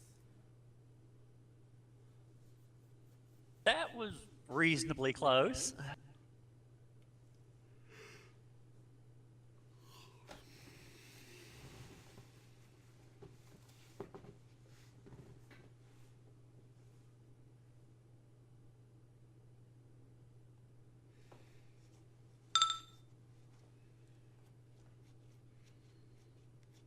So, whatever it is that this door is made of, it's pretty high quality. You feel you've maybe made about half of the progress you need to actually knock it down. So Durandal asks, "May I try?" Sure thing, little one. Do I need to lift you up for it? No, this one's staircase will lead to this door. But still, I am saying if I need to lift Oh. and lift her up for it. Okay. Since Just she's really- small. Okay.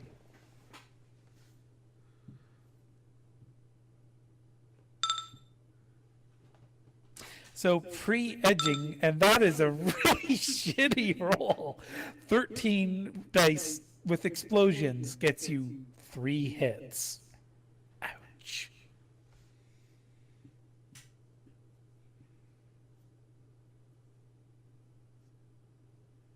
Of course, what's her base strength?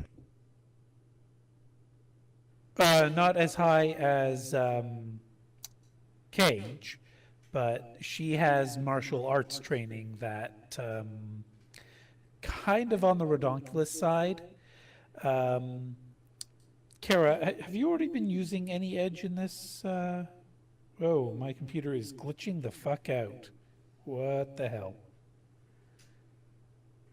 But yeah, okay, you used edge already because of a glitch. Okay. And also, according to this, you pre-edged. Shit. Chummer crashed. What is your damage rating, Kara?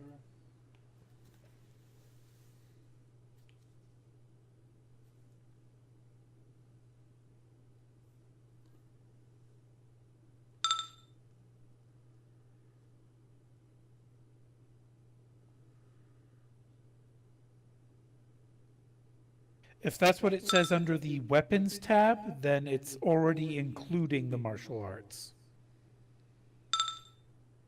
If you hover the mouse over it, it will tell you the breakdown of how that damage is calculated. I think. Maybe not. Anyway, it does automatically count martial arts. So 7 physical plus your 3 hits. So that's 2 higher than Cage, and Cage is a big boy. However, you don't seem to punch the door in the right place, and you actually hit it in a more armored location than where Cage hit it. And it's basically, between the two of you, you have put a sizable dent in the door, and it's starting to bend the hinges of the or like the metal on the hinges is starting to split, but the door is still desperately hanging on for its unlife. Well, you just said unlife, so it's an undead door, so we gotta use something to deal with that. However, both of you are well aware that this is definitely a reinforced door. The fact that you're kicking it down, if anybody's watching and they know it's a reinforced door, but yeah, Durandal asks, one more swift kick? Maybe we do together.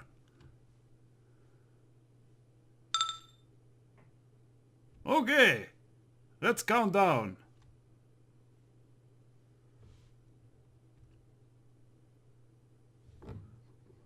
1, 2, 3. And Kara, why did you roll 13 dice? Re-edged. She should be a lot higher for Durandal. Like, or 9. Like, where are you getting 9 from? What are you...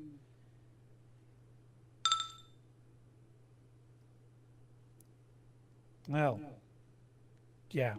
Well,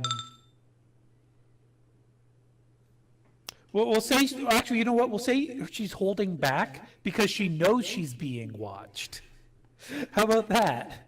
Yeah, and she was under the guise of a little girl. Like, Cage could probably... Yeah, Cage is a big stupid troll. Yeah, she is literally using less than half of her dice pool here. So, yeah, Durandal is holding back.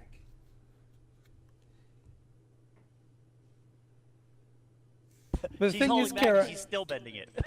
yeah, and the thing is, Kara, I know I gave you the more updated sheet because we ran a combat simulation with the updated stuff. So, oh, you were looking at strength. Yeah, you were supposed to use your unarmed combat. That explains that. Okay.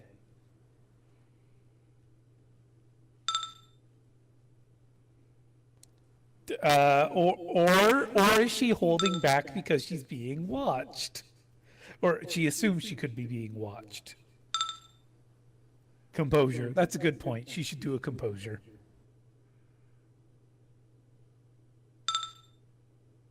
Wow, that's impressive for Voyne. 2 whole hits on a composure. She's holding back. Just a little. But yeah, between the two of you hitting at the same time, it still gets to do 2 separate armor rolls.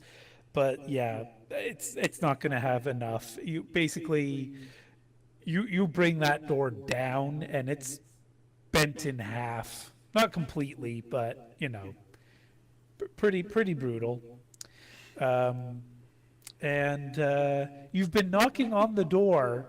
So basically, the moment you bring it down, I want all of you to roll composure rolls.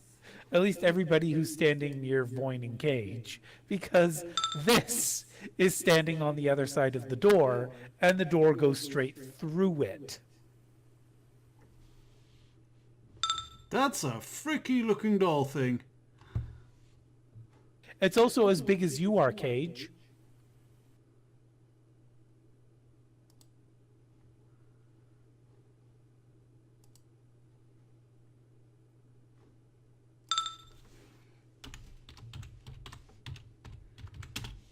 By this time, would Smoke have gotten around to there, or is he still doing his perception up top? He'll probably be climbing down just as they kick down the door. Give me a sec, I'm checking something. Did I do an audio perception to see if I hear that? You don't need to, unless you glitch it, and I don't think you want to make the risk. You don't need to make that roll, so why take the risk?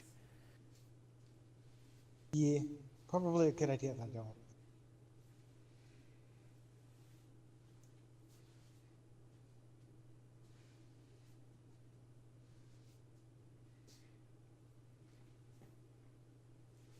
So, BT? Does So, Cool Frosty? Resolve work here? As it... Cool Resolve makes characters inhumanly self-assured and unflappable in social exchanges, whether these be delicate negotiations or interrogator grilling. Each level of the power adds 1 die to the adept dice pool for opposed test involving social activities. This is not a social activity, and it's not opposed. This is Okay, shock and horror. yeah, I just asked.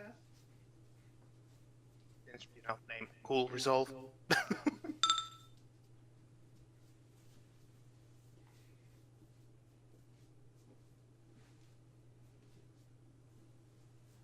Okay, I swear I'm missing someone. Oh, Bobob. Where's Bobob still AFK? All right. So, well, this is the good time to pause the recording. Once Bobob's back, we'll have him roll composure as well. Let's say we'll reconvene in 12 minutes. Okay. Awesome sauce. User in your channel stopped recording. All right. So, Bones, Voin, and Cage, you are all going to be basically stunned.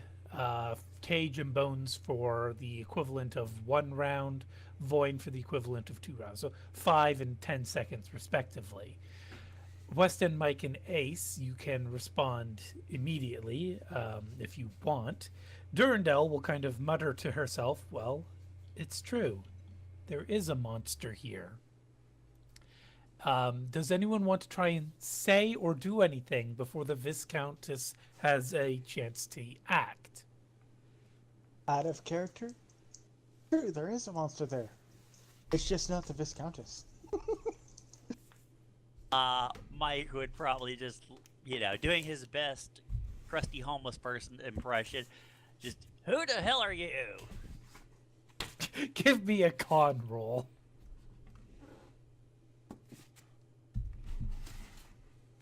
Gee, what are the odds of empathy software working on this? 0. Empathy software says there is nothing there. What are you talking about?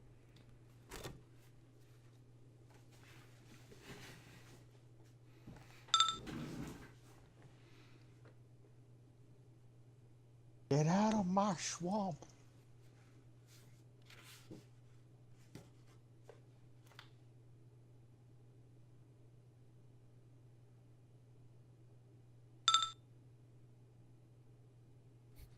All right. And Ace, anything up your sleeve?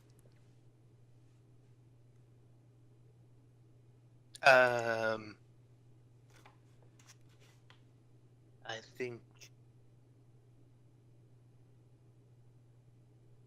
think that taking a quick jaunty walk down the stairs is a good idea at this point.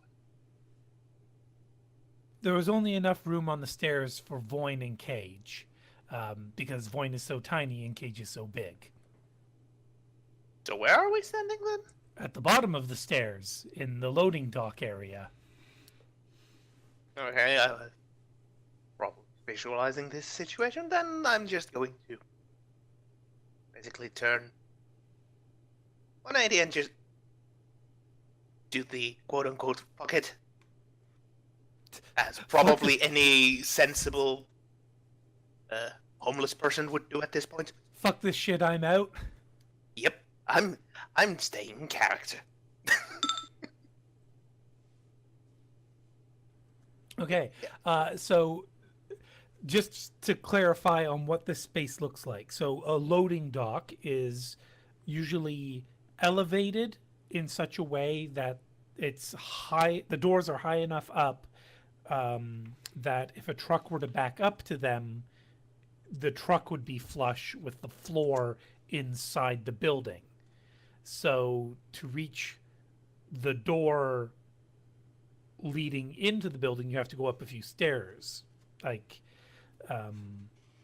if someone could have a photo, that would be fantastic, just to give a good visual. But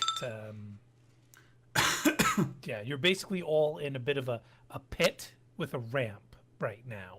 So there's only one way to escape, which is up the ramp in the direction away from the building.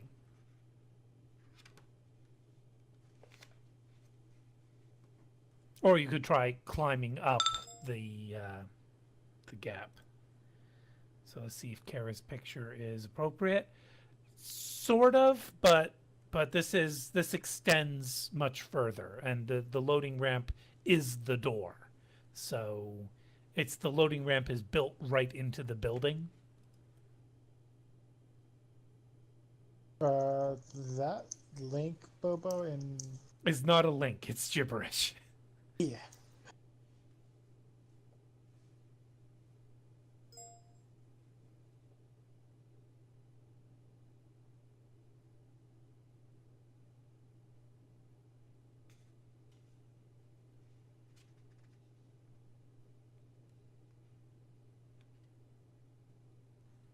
And the Stutter Shock webpage isn't opening for me at all. Oh, there it goes finally. Nope, still not. Like, the loading bay itself is right into the wall leading into the building. But I mean, what a Bobob shared is the closest, well, of two pictures so far. But anyway, so Ace is fucking off. West End Mike, you basically said, "What are you doing here?" Is that it? Pretty much. Okay. Ace, you're trying to mimic as if you're afraid, then roll a con. Unless you are actually afraid. Well, my composure roll isn't enough not to be afraid. But yeah, so I'll roll a con. As soon as I Well, find it. you could still be afraid. You just had enough composure not to immediately resort to an emotional response. I don't think this is the most scariest thing Ace has ever seen, so probably. Yeah, this isn't, well, I don't know. Ace wasn't there for the tentacle demon. No, but Ace has been in a more harrowing situation with a Voribos and his bodyguard. Okay. This is oversized doll standing there. Little harrowing. So this is creepy. That Yes. was like Terrifying. threatening. Okay. Yes.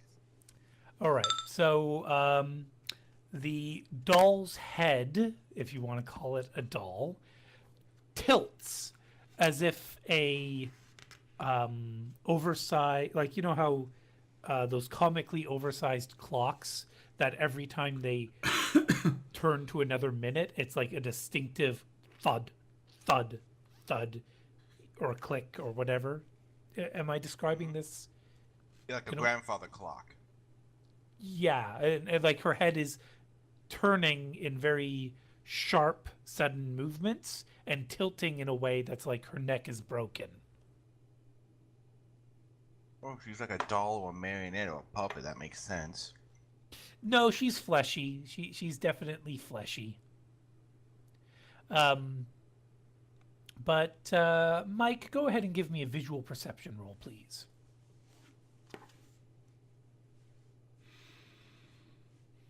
Active. I don't know. Are you going to spend time actively perceiving? Well, I'm going to be actively perceiving the doll in front of me, so probably. So if this turns into combat, you're basically saying you're declaring an action of perception if Sure. she lunges at you. Yep.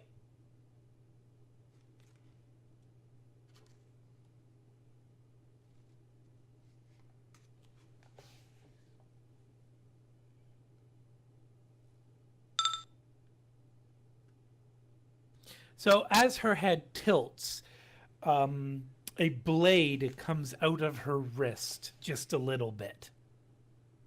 So it's very subtle, but because she's so large and her wrist is just about below eye level for you, you notice.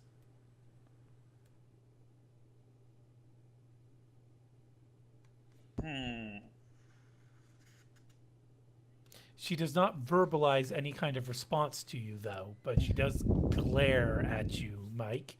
So that's essentially one round. Smoke, give me a visual perception roll, please.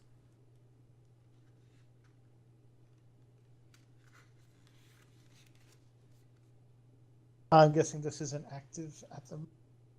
I'm probably trying. You just finished climbing, so no, it is not active.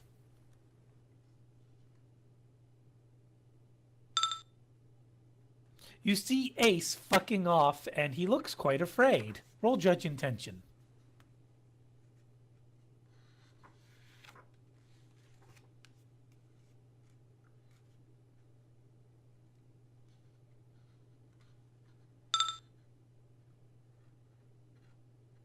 In this case, Defender wins because Ace has kinesics. So, Smoke, you legitimately believe something has scared Ace, and he's running away. Smoke's gonna be a little confused and goes to try and find the others. So he's gonna do the opposite of what Ace is doing, and direction Ace is running, he's going the opposite way to try and find the group.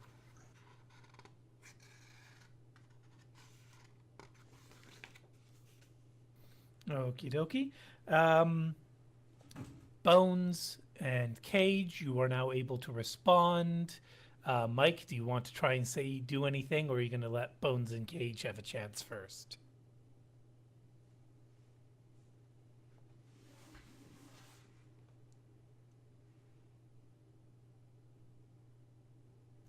I guess it'd be more crusty, just kind of put that thing away. Unless you actually plan on using it. Rah, rah, rah, rah, rah. Do you want to try and make that a leadership role? Sure, why not? So you're asking the thing to make use of its blade.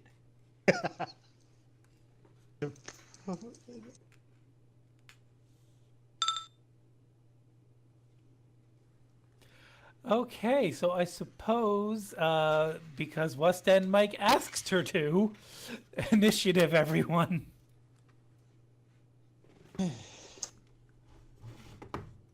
I'm not wearing any of my armor because I couldn't hide it underneath my. Yeah, pretty much all of you are unarmored thanks to the disguising, other than Smoke. No, I also don't bring any my gun with me because it's. Kara, remember when you do initiative, you use the initiative macro.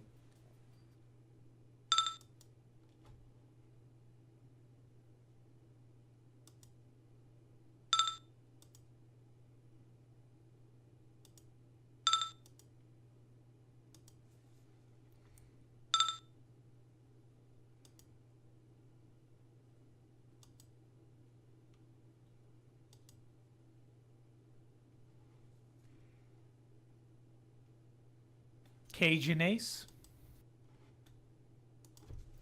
I just Yeah, I'm wanted to make sure pressing, all but my nothing's armor coming. is. Nothing's popping up. I need to, I think, re-impersonate or something.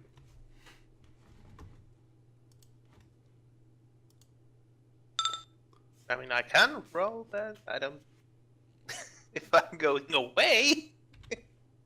Yeah, but you're still like even. Maybe you'll want to true. stop and help. You know, it matters. And yes, Kara, sorry, your latest mutation did indeed do that. So let me remove your original roll. Oh dear. Let's try that again. There we go. Okay, now you can re-roll, Kara. You know, work.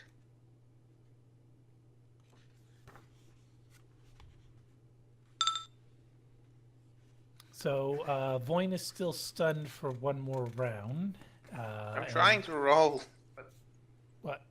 nothing's happening. Re-impersonate yourself. So, I've been re-impersonating myself. so you remove. Okay, now it worked. Okay. Fourth time the charm, I guess. Sorry.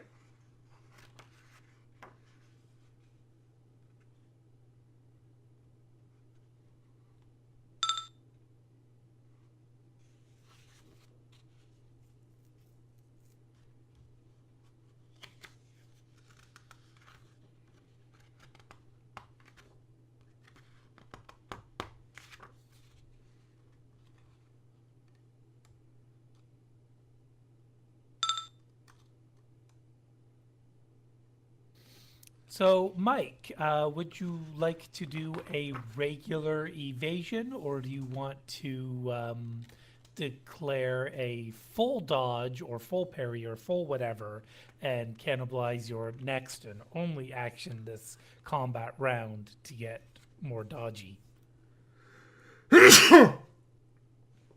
Yeah, I'll do an active dodge. So that's So reaction plus whatever skill you're using times 2 for the skill rating. okay. Skill rating or for reaction? I forget which one's double, but Reaction is just reaction, skill rating times 2. all right.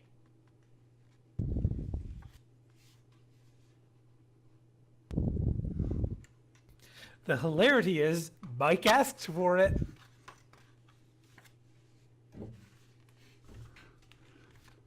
Mike asks for it, and he shall receive it up the butt. Desperado, you are also breathing into your microphone. Oh, well done. So with that active dodge, Defender wins. However, that does mean that state full defense is applied. Cage, it is your turn. The big, giant, creepy, flayed spirit lady just tried to slash at Mike with a spectral blade from her wrist. Am I still not stunned because of the failed composure thing? That's correct. The stun has just worn away, but Voin is still stunned for one more round. Okay then. All right. I'm wondering if Cage would have his hammer with him. Doubtful. It's kind of a forge hammer. It's not something a homeless person would have. Okay then. Well, I guess Cage goes like, "Oh no!" and tries to go through and try and punch the magical weird thingy.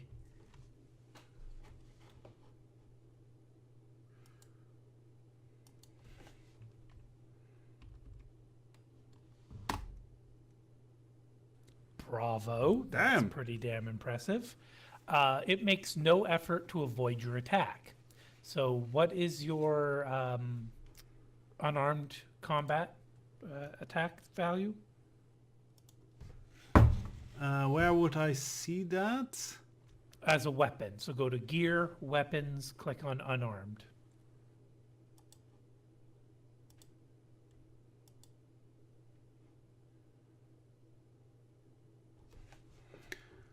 From what I see, it's 6S. So 6 stun. Okay. Attack of will. What are the rules for that? Does anyone remember?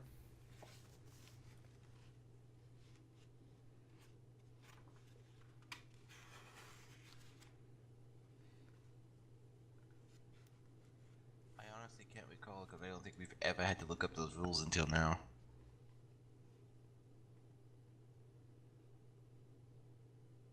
I remember us looking them up once, but it's been so long, I don't know.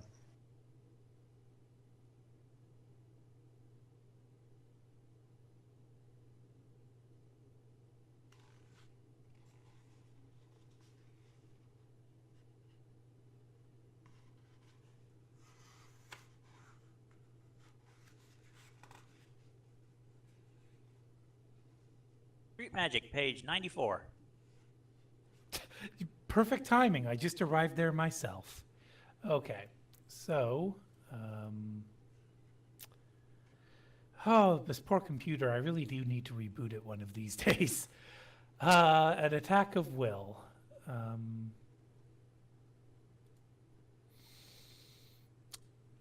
Only be conducted with physical or astral melee attack. Well, it is a physical melee attack. Willpower simply doesn't work with ranged weapons.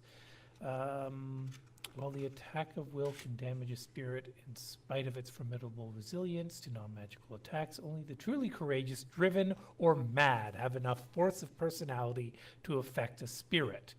When in melee with a spirit, a character may elect to make an attack of will rather than a normal melee strike. The character rolls banishing plus willpower, or just willpower if they don't have banishing. And the base value of the damage is charisma physical, regardless of whether they are attacking with a spanner, combat axe, or their bare hands. Reach modifiers do not apply to this test. The attack of will bypasses the spirit's immunity to normal weapons and is otherwise resolved as a normal melee attack. This form of attack is only effective against spirits. You've already rolled unarmed, though. Yeah, so I figure this would not be an attack of will, it would just be a punch that doesn't work. Okay. But go ahead and roll a intuition times 2.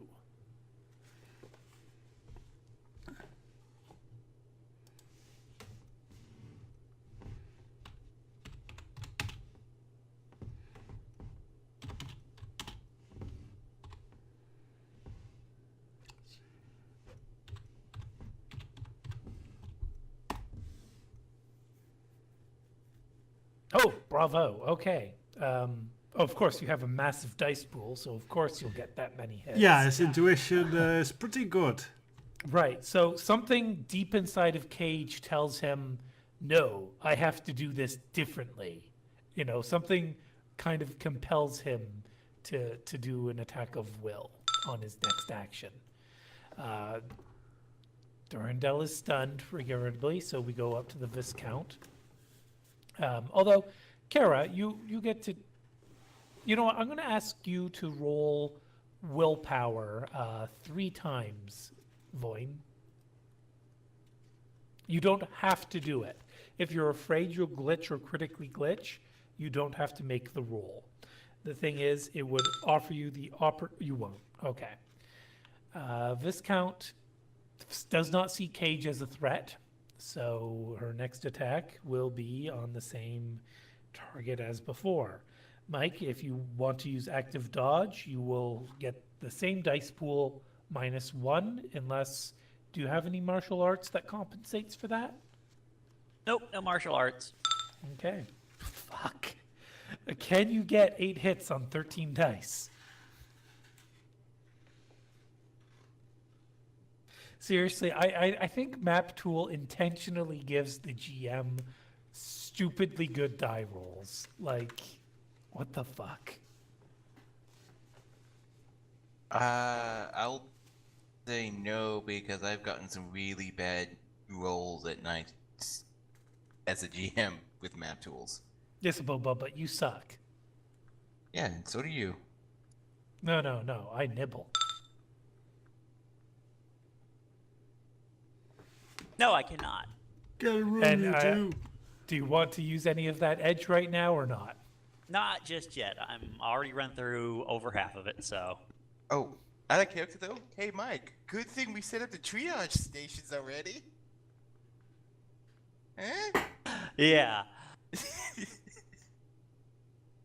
Okay, so We'll you're find out how reducing good of a doctor you are. you're reducing that damage by 2, which means it's Still 4 horrifically lethal. 14 physical. Go ahead and roll to resist the damage. It is it's impact or ballistic. So this would be impact. All right.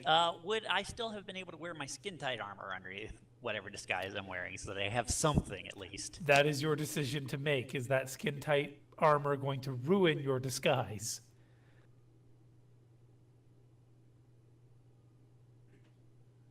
Not unless we get captured. So yeah, I probably would have worn it, which admittedly doesn't exactly make this, easy. I'm just going to double check to make sure she doesn't get like armor penetration, because that would just be awful. Depends on the kind of spirit she is. Some do, some don't. Well, she isn't a guardian spirit, so here we go. Spirits of this.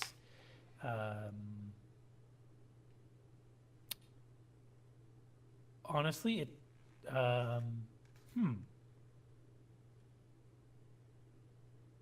That doesn't list stats for.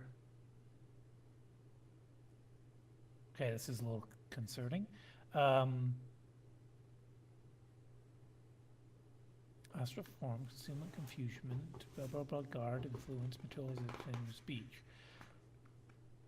So, on the plus side, because she is a particular type of spirit, she doesn't have anything like engulf or elemental attack. Which means, I think, yeah, her attack is basically just a physical attack, just manifest as a blade.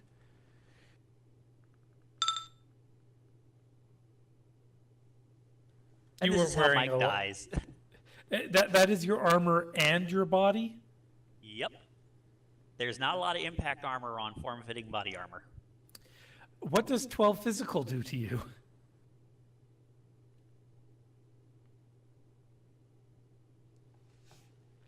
Uh, 12 physical would put me on the ground. Not dead, but bleeding out.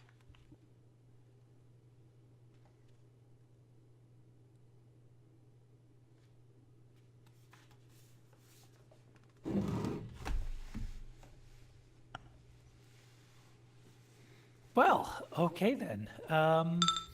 Cage, your turn. All right. Well, quite dismayed by seeing West End Mike go down so quickly. Yeah. Grab and go? I think Cage would first try to get the attention of the spirit by making one of those attack of will thingies. So I roll willpower. That is correct, yes. My willpower is not that good, so this one might not work.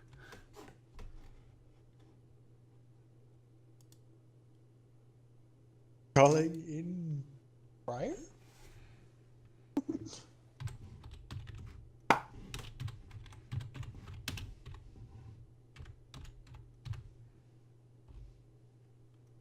You know what? I'm gonna pre-edge this.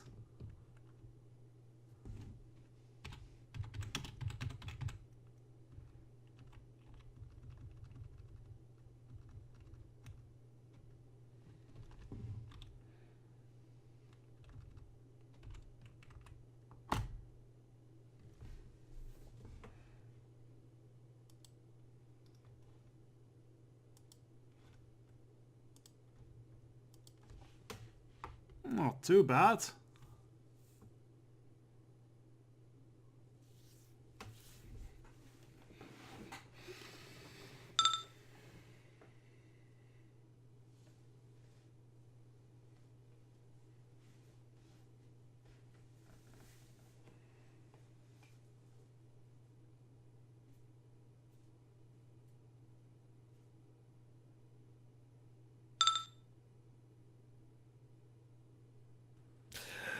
Oh, Damn God it, she just beat me.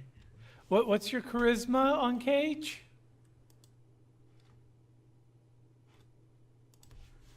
A glorious one! That's what I thought. Yep. Okay. Ouch for you. But hey, at least it was physical damage you dealt to her. Right. Who's next? Maybe she's a glass cannon and immediately explodes? So, does Smoke arrive in time to see what's happening? Yeah, I'll say if you do a move action of at least your run speed, you will actually, you don't even need to run speed. A walk speed will get you into range to witness this. So roll composure first, because you're going to see the big creepy Koopo monster thing.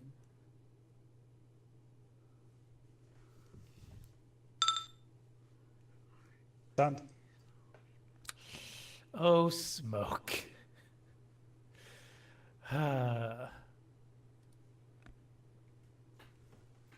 Durandal, did you want to make that roll or pass?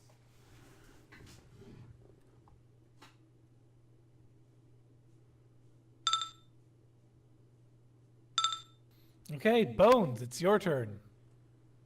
Can I speak as a free action? I don't know. As long as it's within 5 seconds. Bones, can you shoot a big blast at her? Like magic?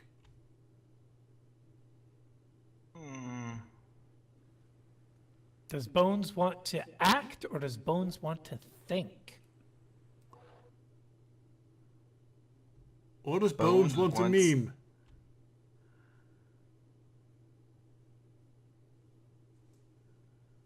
Maybe he wants to dash hands like a proper Spanish lad. He just immediately breaks out into a Ramba beat. I don't think so. Come on, Boba. Just gonna try to get to Mike and get him the heck out of it, because he knows if he's been stabbed like this, he's gonna have some internal bleeding and other issues that need to be taken quite quickly, or he's gonna bleed out and die. So your answer would be, damn it, Cage. Damn it, Cage. Grab the recently dead friend and get the hell out of here. No, Oh. wrong answer. Yeah, it was supposed to be, damn it, Cage, I'm a doctor, not a spirit slayer. You know? Exactly. Yeah. But yes. It's not time for jokes, it's time for healing the soon-to-be dead elf. All right, Ace? Or Delph. Ace, are you still running the fuck away? Yes, I'm keeping character of a homeless person. All right, West End Mike, I can't remember. Is there rolling to stabilize or only if you have first aid? I think you can try to stabilize without help, but it is not an easy thing to do. Yeah, I'm just going to double check this. Like page, let's say 257. No, that's addictions. All right, let's try 247. Nope. Okay, so it was what, 252? 252. Stabilization. If a condition is not stabilized, exceeding the condition modifier, it needs to be first aid or medicine. But, Bones, you have a spell called Stabilize. If you cast that on Mike, he gets to get a free chance to stabilize with his body. Yeah, I was gonna wait until we get out of here so I don't leave behind my magical signature. Okay, then. So, West End Mike, you have a number of turns equal to your body before you take another point of damage. All right, I have a body of 3, so Kara, any further action on Durandal, or she's just chilling? Wait a minute, why do you have 5 actions? What's going on here? Should only have been 4. I'm going to remove the one that's incorrect. There we go. Yeah, I think it was because I deleted one at the same time somebody rolled, so I think it forgot to get rid of it. All right, and the Viscountess will now turn to Cage. Her head will tilt some more, but she takes no other action. Cage.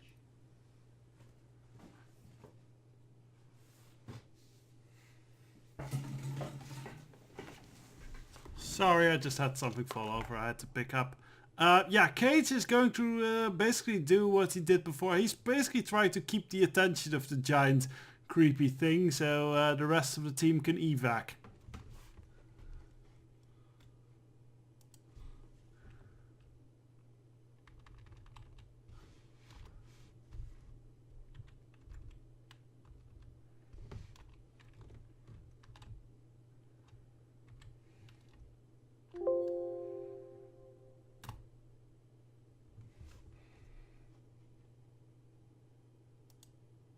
She still makes no efforts to defend herself. So that'll be a total of 3. And she takes 1 more point of physical damage. She does not appear to have any sort of emotional response to this.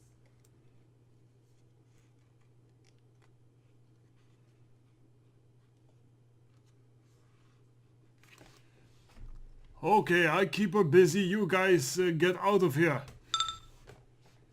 So a I new don't round think of we can combat fight her will good begin. yet. So go ahead and make your initiative rolls, please. I don't think Mike gets initiative rolls at this point. Maybe something miraculous will happen. He'll jump back to his feet.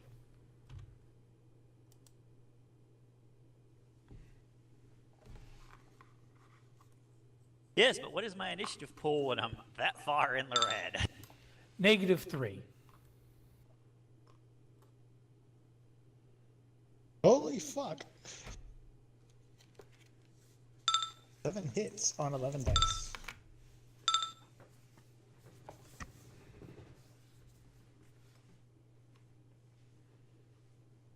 Ace, are you going to roll? Somebody else is rolling apparently. Because I think that's what usually does it.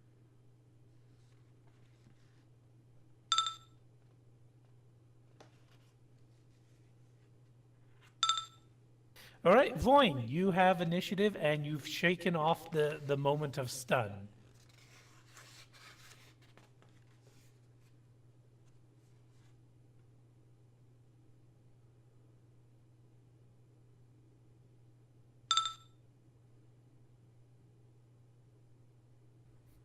So Dorandel says, I'm leaving and taking my friend.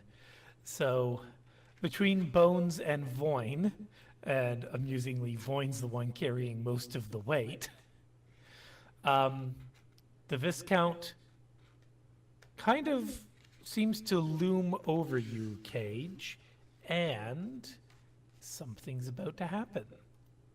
I just have to get to the correct page for this. It's like 297, I want to say.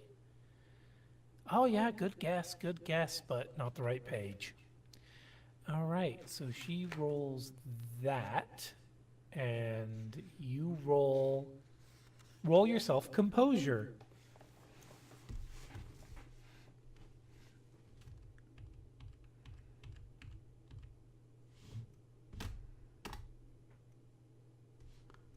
I am rolling fairly well for the amount of dice that I got. As true as true as that is, for the next 3 actions, you are going to run away from her, regardless of what you want to do.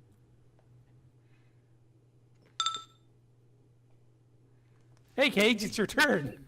I That's what you think get to do. I'm going to run away from her. Isn't that what Bones said earlier? To run away, grab Mike, and get out? Yes, but the thing is, Cage can't think of anything else. Like, he Okay, can't everybody even... go. Run. Get out, get Oh, out. no, Cage, you can't even think to talk. The only thing in your mind right now is your own fear. Okay, so it's just... Pretty much, yeah. Damn it, Cage. You're meant to be a cage, not a fearful little dummy. Voin, I imagine you're carrying West End Mike, is that correct? Okay, Mike, how much do you weigh? Like 80 kilograms? Not even. 71 kilos. Yeah, I don't think Voin's gonna have any problem carrying you, especially with Bones' help.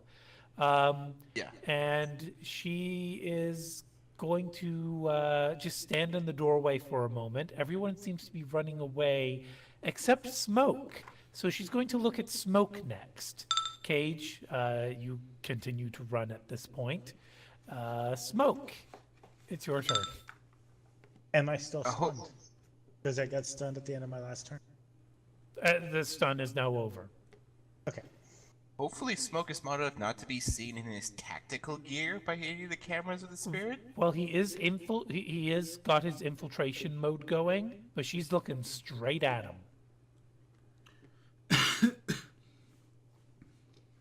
Yeah, the suit will protect him from the cameras, not so much from somebody with astral vision. Yeah. Yeah. So now it's a matter of the spirit, whoever bound this thing, is, well, looking through its well. eyes or not. Smoke's going to back up, but continue to face the thing. As he does so. Bones, you're fucking off as I understand it. Yep, helping carry Mike, and we're trying to get him out and Okay. away and Okay. back to the station as subtly as we Yep. can. Yep. West End Mike, Ace running away. So yeah, pretty much everyone has agreed to run away at this point. Yeah.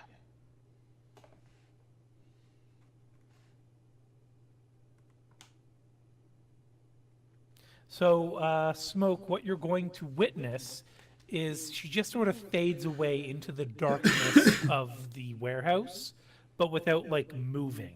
So it's not like she's stepping backwards into the shadows. It's more like the shadows are just enveloping her. So he doesn't get the feeling that she went invisible more than dematerializing. He's not an expert on magic. He can come to whatever conclusion you want him to. Okay, so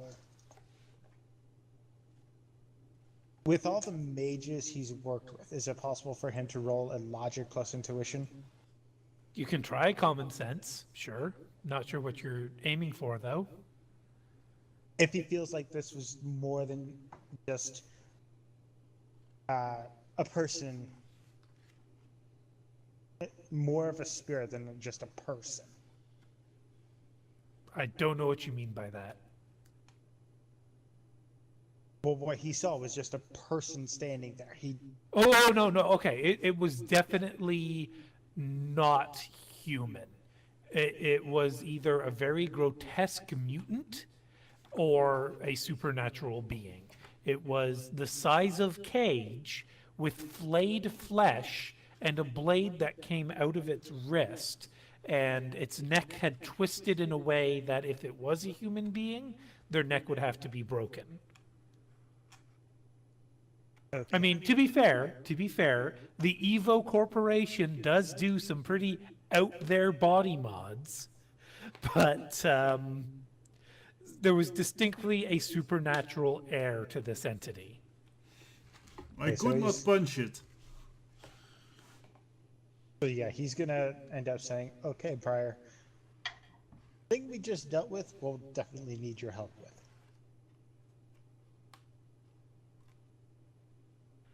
Bones, do you have like medicine as a knowledge skill or something like that? Medicine is knowledge? Or biology or something like that? I think I have biology anatomy 13. Go ahead and roll biology.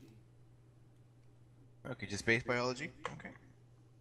But you know what? Hell, roll anatomy too, because this really does come down to anatomy. 13 SR4 then.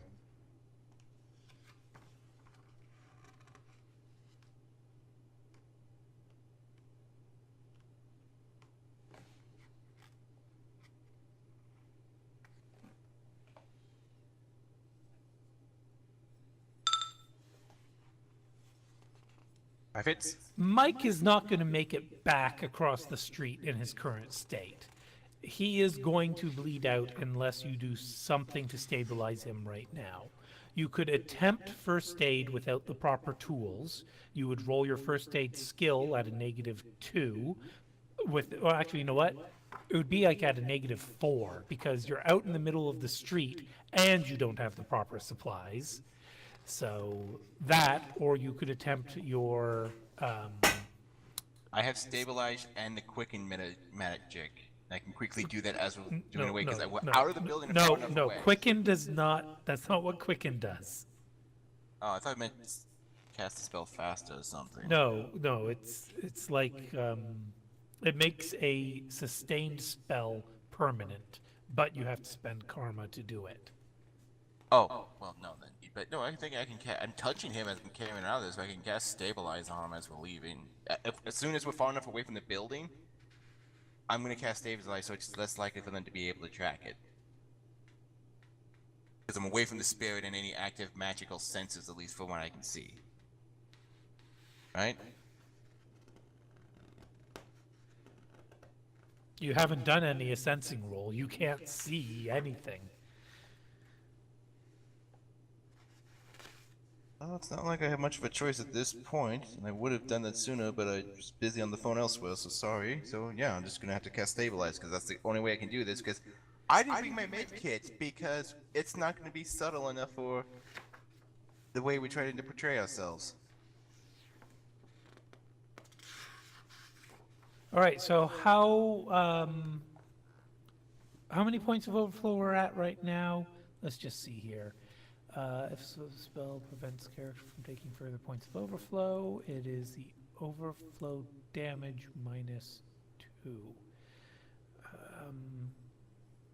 So I see it's a little bit ambiguous as far as I'm concerned, but I'm going to choose to read this in Mike's favor and say that you will only have to worry about a drain value of 1. This spell stabilizes all vital function and prevents the character from dying. The spell's force must be equal to or exceed the overflow damage already taken when the spell starts, which I believe is, if it says overflow, so it'll be 3 at Anything this in the point. dark gray. Yeah, so it'll be 3 at this point. So you only have to do force 3. That's whatever. Full time must be taken for the spell to become permanent. So you have to basically lay on hands for at least 15 seconds, basically. Well, I am carrying him out and away, so I am physically touching him. Yeah, but if you're also carrying him as you cast the spell, that's a distraction. I'm willing to do that. Which is, I have decent spell casting for this, so I'm willing to take the negative for distractions.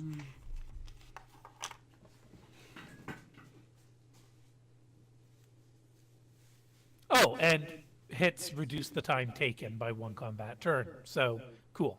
All right. Go ahead and give it a shot. Stabilize. Okay, do force 3. You said. Still And what needs- is the penalty for distraction? -2 in this case. It's 12 SR4.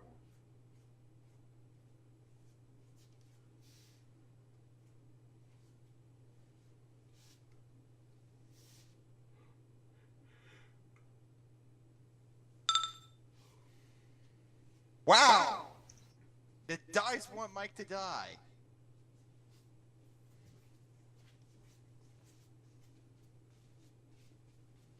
You know what?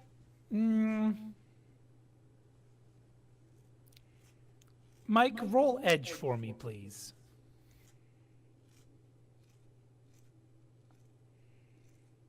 I am sorry to hear this, Prada. It seems like the dice want to kill you tonight.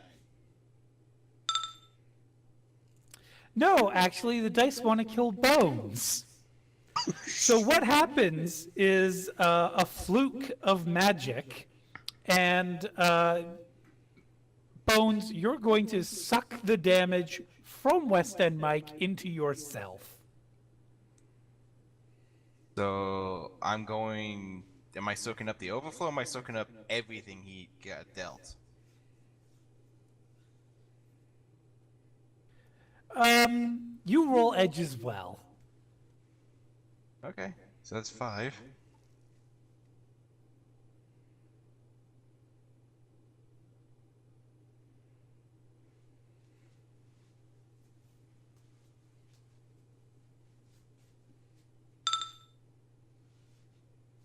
Is that real enough? Lucky you, it's not a real glitch. However, you do sustain 3 physical damage, which drain resistance does not protect you from. You are now a -1 penalty, but Mike has been stabilized at the expense of you basically getting a very serious nosebleed. Yeah, and I still have to do my drain resist 1. No, I'm just saying flat out because of the way the glitch happened. It's just Oh, this the is drain just becomes this. Okay. yeah. Okay. That's fine. So you all kind of head on back to Mike's place, I assume, or are you going to go somewhere else first to throw off anyone who might be following you? We're gonna take the long way back to Mike's place since Mike's no longer dying. And then as soon as we get back to Mike's place, I'm putting him into my medical station and start doing some treatments. Does anyone disagree with Bones' prerogative here? Well, the thing is, I think since Cage is basically running it in a blind panic, he will basically just run away into the neighborhood uncoordinatedly. Only for about 15 seconds. So by the time that Cage has, by the time Bones has stabilized Mike, Cage will be under control again. Okay, well then he'll definitely follow Bones' directives.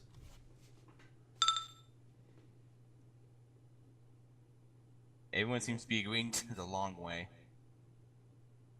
Well, things has been working in that sort of way. Like, yeah, no, let's try to avoid leading people to the office from the beginning.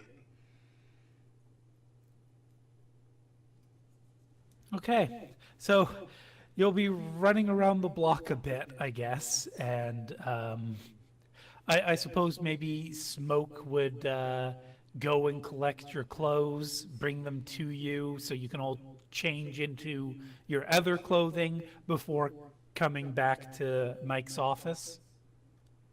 By the way, Desperado, I need you to name the company so we can name the location of your office. All right, give me a bit.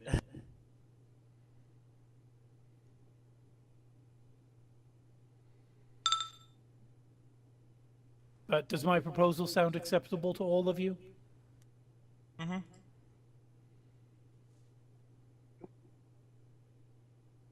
So while Bones treats West End Mike, what do the rest of you do with a debriefing? Man, okay, so that was definitely a magical thing, because I punched it and it just went straight through, so that has to be a spirit or ghost or some kind. Only when I now we really probably- focused I could maybe, like, I think I did a little bit.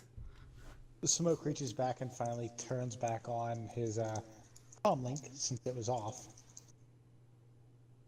And it's embedded in his head.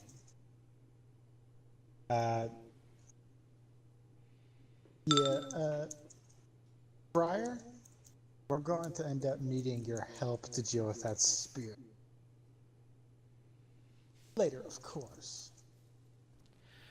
Durandal will say, I hope we are not compromised, although anyone could have magically followed us and now we are in trouble.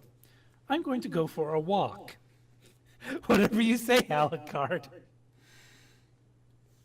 I was about to say the same thing. We should take some time now laying low, as it were, because Elder might be expecting something. As we sort of knocked on their door. Literally. That's the most lame figuratively. company name ever, West End Mike. The most what? Lame. AIA Incorporated or whatever that is. Limited Liability Corporation. And it's supposed to be lame. It's supposed to be something that doesn't attract attention. That's kind of the point. Oh, kind of like kind of like how here we have a Mark Wahlberg Chevrolet. Well, that's a Chevrolet dealer who's owned by a guy named Mark Wahlberg. The actor. Okay, It's not your- apparently. But Bones, no, you do not get you don't stack medical supplies. You just use whatever medical supplies are the best. So the medical station or the medical kit will give you exactly the same dice pool. However, the medical station supplies are there's more supplies in the station than there are in the kit. So you can use the station more times before needing to refill. That's what I was. I just wanted to see exactly what I'd be willing here. So it's still going to be 13 SR4 to start getting you on the table, Mike. Ripping off your clothes, or whatever I can to get to the wound, and I'm gonna start performing some surgery. To be fair, you already stripped him naked to put him back into his other clothing, or you just brought him back to base naked. Who knows how you did it, but then again, you could always compel your spirit to make Mike invisible to everyone except you.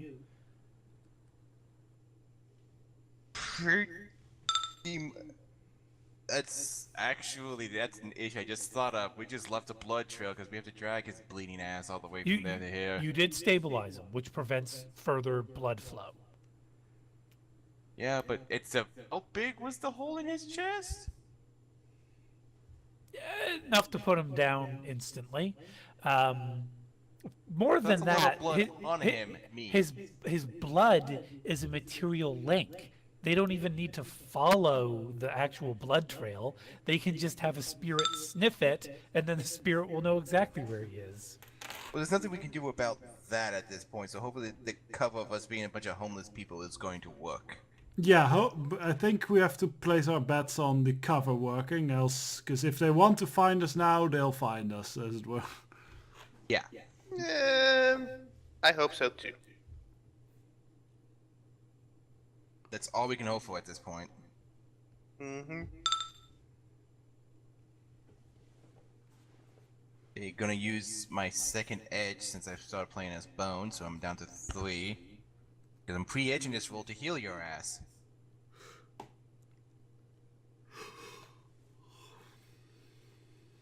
Yeah, well, Mike really can't make any comments on account of, being unconscious. Don't forget you add a -1 for the physical damage you took upon yourself there, Bones. Yeah, it's 17 instead of 18. Either way, it's a nice dice pool. 7 hits. You said this was for medicine specifically? It's the medicine skill. Right. Was there So anything when- else for healing him? First aid, but you chose medicine. So what this does is each hit you've applied here. So now that Mike is resting, he will get +7 to his body ×2 roll, bearing in mind that his body ×2 roll is at -3. So basically, all in all, it's body ×2 +4 for Mike. I'm sorry. I thought that's what I should have been rolling, considering how bad his injuries were. But the first aid was for more minor things.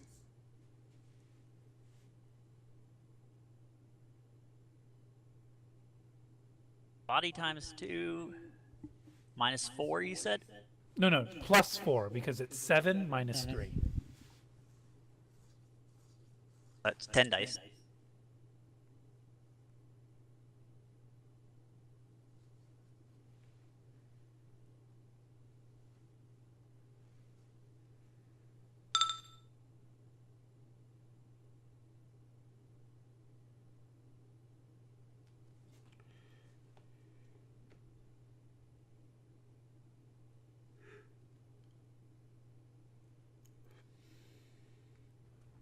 So after about you know, a good night's rest, 8 hours, unless, well, that depends. Bones, will you force him to wake up, or are you going to let him get his rest and let him wake up on his own? I would say rest as making sure I have an IV drip. He's hooked up to the EKG meters and stuff like that properly because he lost a lot of blood, so he needs to sleep that off. Okay. So, Mike, you won't be waking up basically at the earliest, not until like 2 in the morning kind of thing. Yeah, when he wakes up, Bones is going to be in the room. Okay. Well, what about the rest of you? Are you going to debrief? Durandal fucked off, by the way. I don't know if any of you care.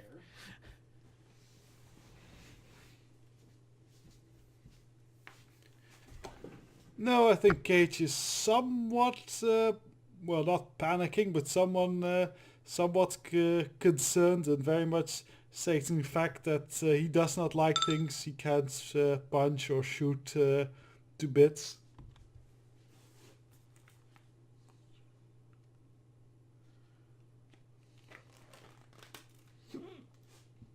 Bear in mind, you still have the Mr. Johnson, the Technomancer, who is presently just sort of tranced out, searching the Matrix for information. Does anyone feel fit to maybe inform him of what happened?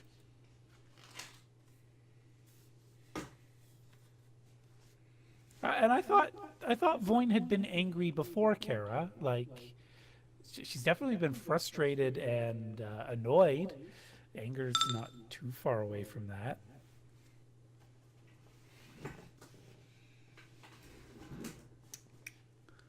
And if no one does it, Cage will probably inform the Sliver.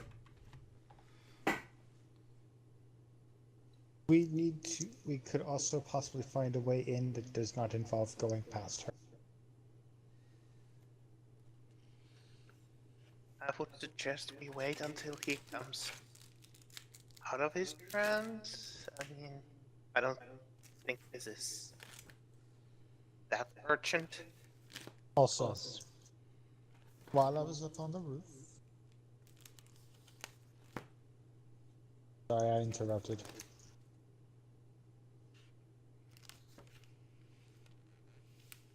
Am I really that delayed? Yes, Frosty, No. you're delayed by about 3 or 4 seconds. Oh. He's way less than that for me. It's only about second to a second and a half. Anyway, like I was saying, I don't think we need to stop Sliver's meditating. At least not yet. Because I don't see that we were that obvious. I hope so. Because if we were, we would have already probably beaten down, as it were. And I think the fact that we had to run away so quickly, it kind of showed that we were not that much of a threat. So hopefully they'll just think we're a bunch of hooligans.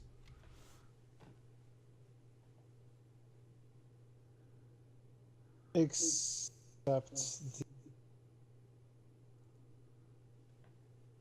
whatever it was looked right at me. So if the mage was looking through its eyes, they may notice that, oh, there's someone there, but they're not on camera.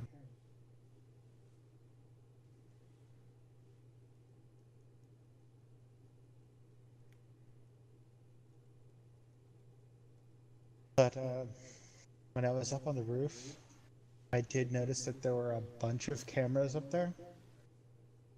And the skylights are boarded up.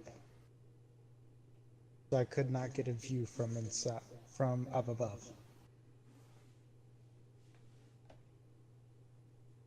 So I don't know if the mage is even in the room.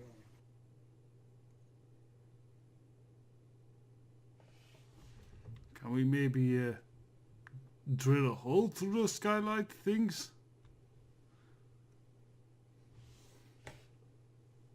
Without letting light in. I think that did I mention to you that one of the homeless said that instead of this Viscountess, he saw a beautiful woman taking a smoke outside of the warehouse. So maybe that's the mage. If that's so, well, maybe he takes regular smoke breaks. We should, you know, look at the place at least and figure that out. If we can get to her, well, that would bypass the thing, possibly.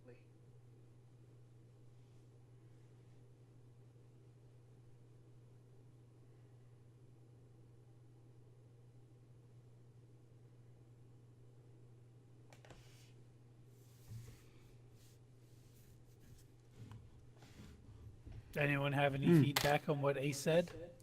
Well, I'm not in the room. I Well, think I'm not they sure, would make sure maybe. you're involved in the conversation. No? Yes? Yeah. Oh yeah. Okay. Yeah, problem is we have a lot of unknowns, but we just have to hope and pray for it now that we can do what we got. As for everything else, we have to think about that once we've seen exactly the after effects of this, and once Mike here, who gonna do okay. At the moment he's stabilized and everything, so the rest of you don't have to worry about his condition. He's not gonna bleed out on us. oh, that's Not to very worry about- good. He's not gonna have to worry about shock due to his blood loss. Everything's pretty much covered, I hope it is. But they have his blood, so if they try to track it, he's gonna come straight back to us and this location. That makes me think. How does that spirit thing, do you think, know who is an employee for or a person that's allowed to go in the facility and who is not? Probably the person who doesn't kick down the door. Okay, guess- that's fair. That or probably the mage, whoever controls the spirit, looks through its eyes whenever it detects something and gives it either the command to attack or not.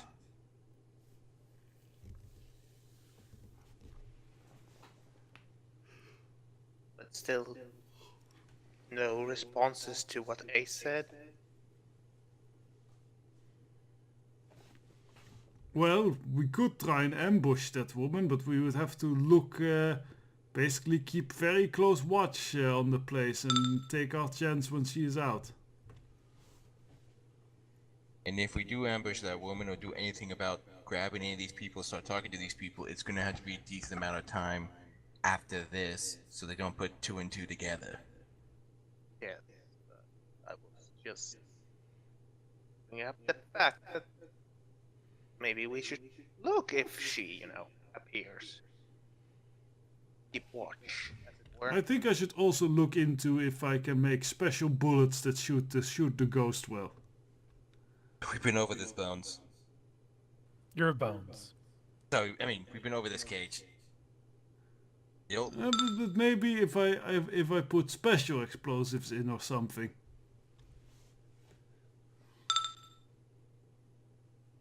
Durandal will say, at this point we need to find out if we are compromised.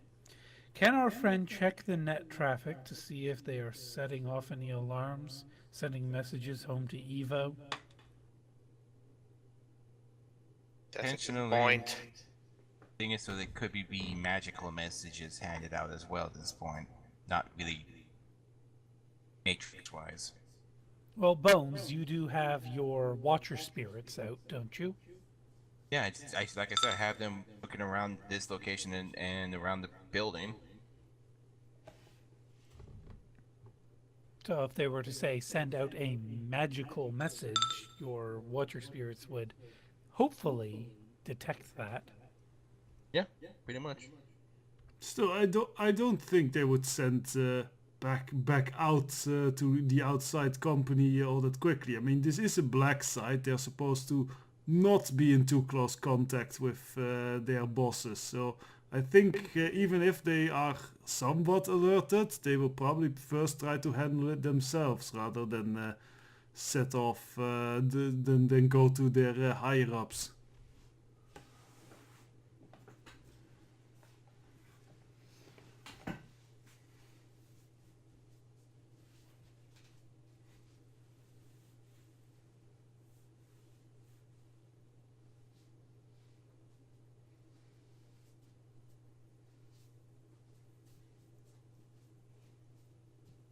But Well, it if might nobody be a good... else will do it, I will go and tell him.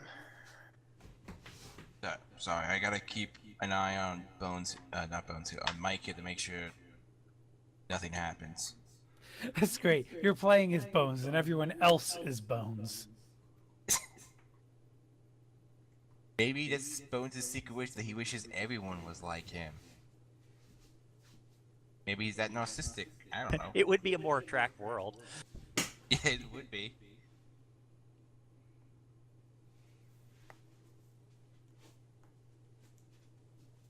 So that Bones reaches into a secret drawer in the medical station and just pulling out fake mustaches and beards and just starts trying them on Mike and see which will look good on him. You secretly, while he's out, you secretly perform cosmetic surgery, and Mike wakes up with Bones' face. So, keeping with the game, Ace would go to Sliver and try to gently nudge him, quote unquote, awake. Oh, but sorry. Sliver isn't actually at your location. Oh. Okay. Oh. He's doing his deep web searches from his own location. So, In fact, I guess sending a message?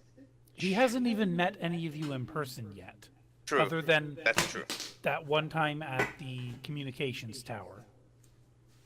Yeah, you're right. Sorry. I forgot. So... So Ace would Yeah. get his comm link, make sure it's turned on. Of course, he probably had to do that to have the conversation with the rest of the team anyway. And he's sending a message or sending request to call or video conference with Sliver, right? Yes. Okay. Well, you're going to get a response from something that you would assume is maybe an agent or a technomancer equivalent to a spirit that is going to tell Ace that sorry, Sliver is preoccupied at the moment, but if you leave a message, we'll make sure that he gets it just as soon as he's available. After the beep. Beep. Well, in that case, Ace would still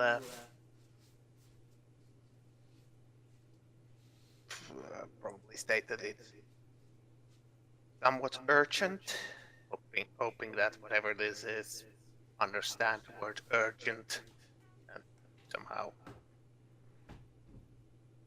picks up on that. But anyways, it's urgent that we might have a hiccup in the plan, and we would need its technomancer skills to possibly verify who we do have. Possible problem.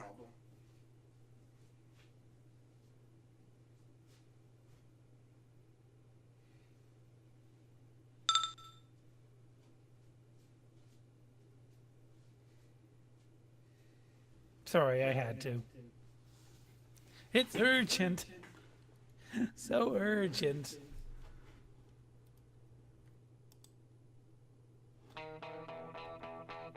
All right, so while you wait for Sliver's reply, anything else happening with any of you?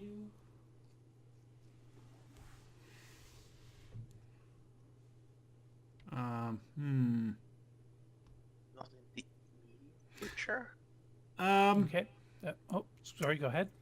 Cage might maybe send that one contact he has, the demolition mage, as it were, a call,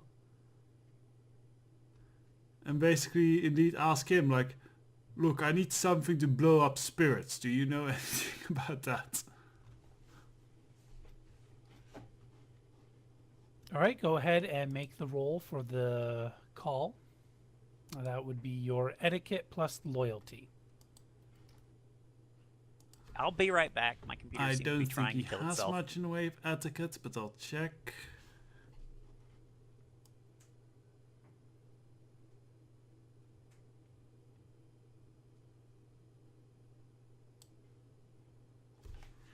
No, 0 etiquette, so just his loyalty. No, 0 etiquette, so just his loyalty.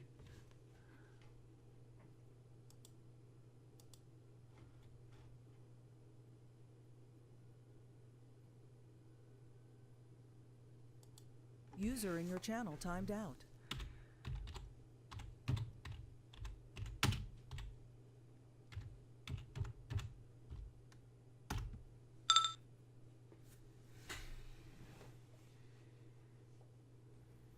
You are not going to be able to get in touch with him right now. It's another one of those matters of leave a message after the beep.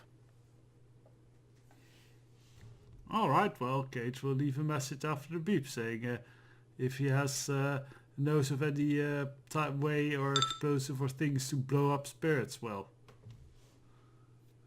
Do you have bullets to kill ghosts?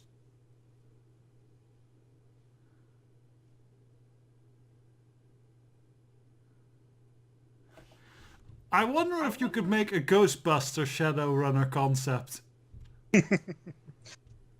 Probably.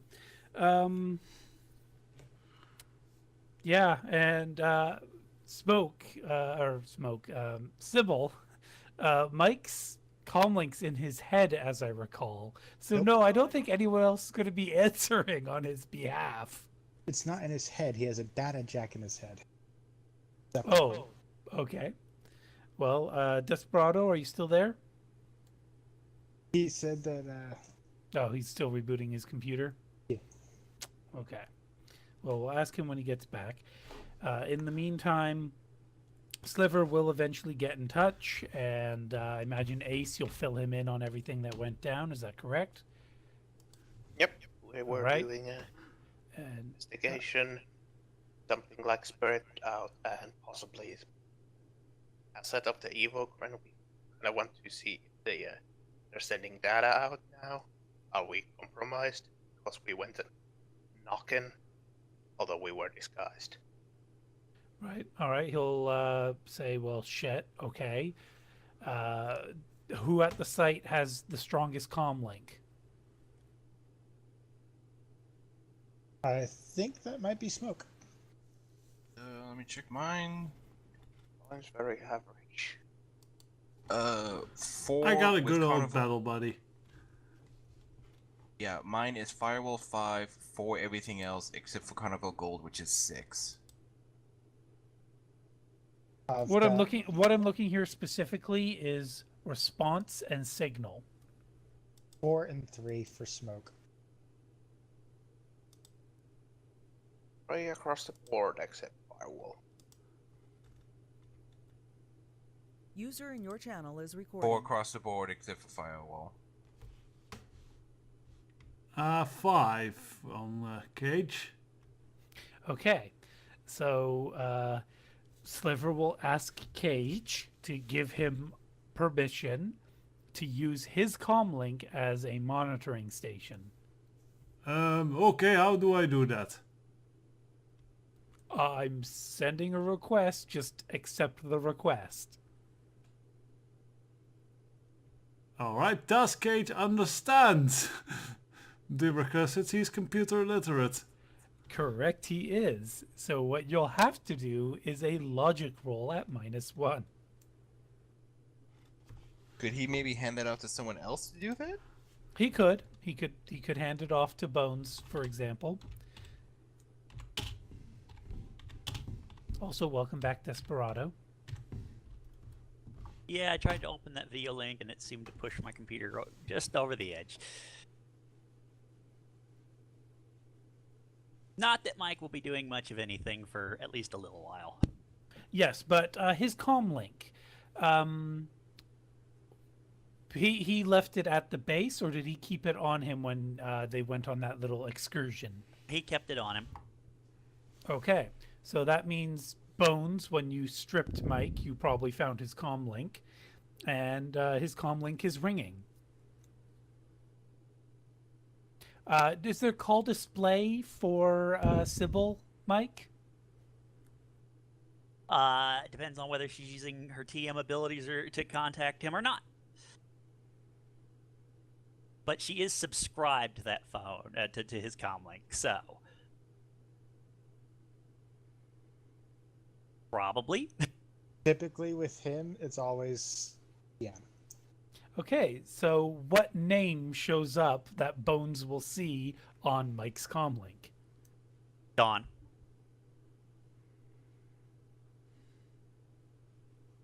Bones, what decision do you make about this incoming call from Dawn?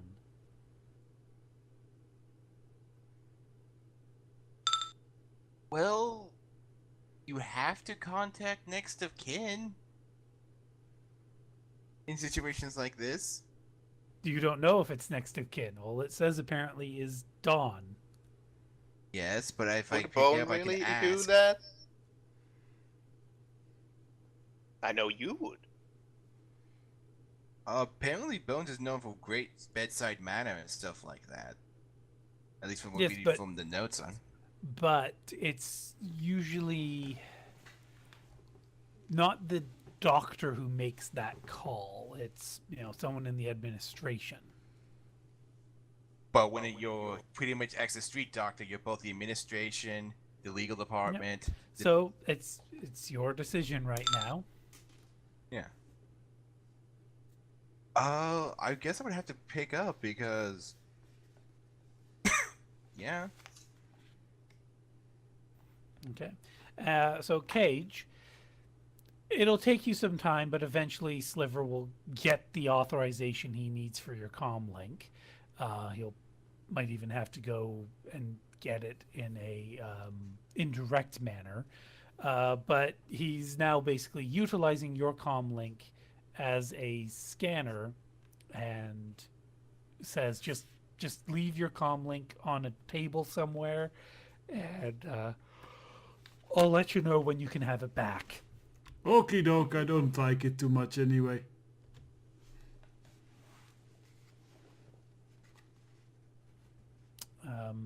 And then Bones, you're answering a call. Sybil, how do you do you do like an artificial voice in these calls, or do you immediately connect directly into Mike's data jack? Like when you answer the call, do you just plug it into your head? How does this happen? Usually I'd use a DNI, but she can do the artificial voice thing if she realizes, because I'm not touching it, so there is no skin link to my data jack. So Well, it'll be clear to Sybil that it's not Mike who's answering the phone right now. Very. Okay. So I guess Bones, you say hello? I said, hello, this is Bones. May I ask who's calling?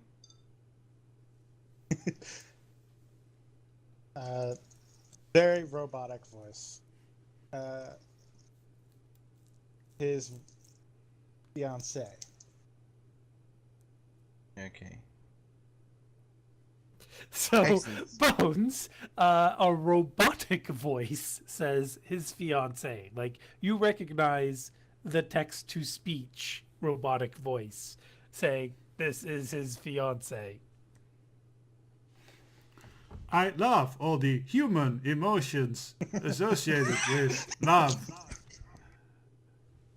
And passion for my dear beloved fiance. So Bones, Mike. how do you react to that?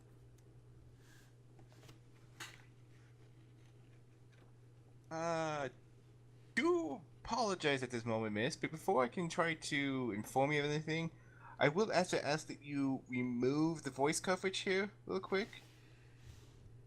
Kind of hard to do so when I'm physically mute. That is a bit of a pickle there. So yes. Do you have any proof that you are this man's fiance? Actually, no. One moment. He's gonna get the whole time think of putting his hand over the transmitter part of the comm link, Receiver. of the receiver, and ask anyone around. Anyone know of a Dawn and her relationship or his relationship with a Mike?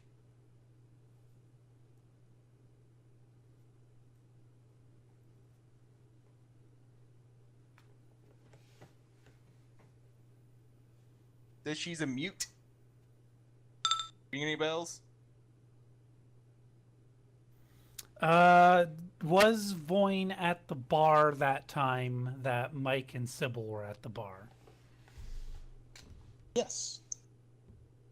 Ace was there too, I do believe. So As does- was Bones. So yes, but she didn't name herself as Dawn, That's true. and while she didn't talk to anybody, I don't think she said, like, I don't think the fact she was mute necessarily came up. Just she was quiet, I would say, because I don't think Um, Bones and Sybil acted at all. Yeah, but Bones was too busy with Katya. So is Voyne going to say it sounds like Mike is cheating on Sybil with Dawn? Actually, something just occurred to me that would probably be useful to clarify the situation. Bones more or less had to cut Mike's clothes off, right? Correct, yes. Then she would see a gothic letter D on his chest in a nice light, kind of sky blue color. Possibly even luminescent. No, this is just a tattoo. Yeah, you can have luminescent tattoos. Well, no, it's okay. It doesn't glow. It's supposed to match the color of Dawn's eyes. Voyne will say, Um, it sounds like Mike is cheating on Sybil with Dawn. I don't think she will be very happy to hear about this. Yeah, and just Can you know, I say something? Yeah. Like, what should I roll something because Ace was in contact with Sybil and she didn't speak, but that was some time ago with in the bar. So something like that. So you could roll memory and common sense. Okay. But Thank yeah, Dawn's going to specify. Well, see a sky blue tattoo on his chest in the letter of a D. Gothic lettering, of course.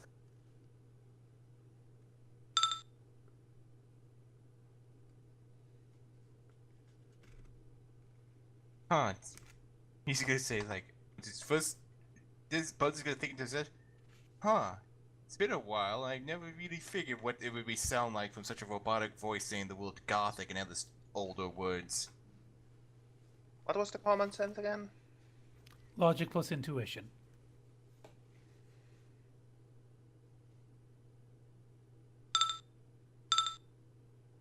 Why does Voyne think we are under attack? Also, pretty good getting 3 hits on 7 and 8 dice there, Ace. It seems 3 is the magic number today. Okay, well, Voyne will ask, are we under digital attack to Bones? Don't think so, because this number was in his Contacts caller list. ID. Yeah, it popped up under his caller ID and contacts list, so he apparently knows her. Would that be enough, though, for Ace to... Yes, it will. Voyne will ask, should we inform Sybil? It is Sybil. Most likely. I mean, she is mute. And Ace, you could also state, pretty much everyone here has more than one name. They have the name Yeah. we know each other as, and then we have the name that our friends and family know us as. Indeed. Okay, thank you. I just wanted to make sure it was okay, because she's calling. I want to make sure I was talking to the next of kin. Or the closest representative we have of that. Thank you. I do need the next of kin. He's still alive. Or did you fuck up? I gotta roll He her may, or may passive. not, he may or may not have had some facial hair surgically attached to his body while he was passed out. I'm gonna have to roll her passive her this be matrix perception to overhear over the phone. Let's just make this easy and say she couldn't quite make out what was being said. It's like, yes, I do apologize about that, Don. I was just trying to make sure that the rest of my associates here were familiar with you and your relationship with Mike. Why And can't yes. Mike have 2 girlfriends? Why is he not the one answering his comm link? He is currently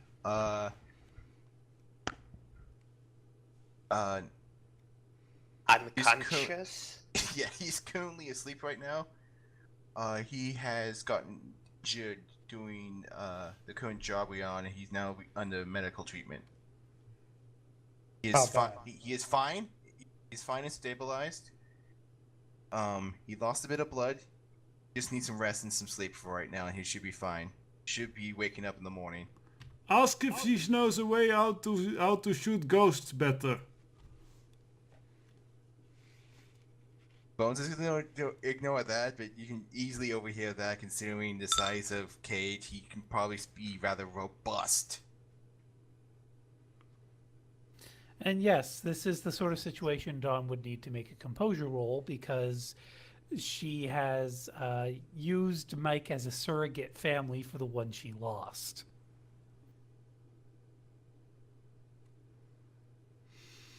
Luckily, I know her composure by heart. But she's gonna Wow, be at a Chica. she's gonna be at a -4 because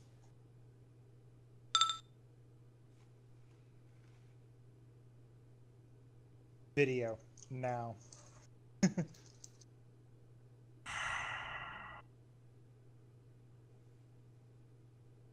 You mind if I add my comm link to the call because I don't have access to those parts of his phone. I do. Okay. Cam was on him.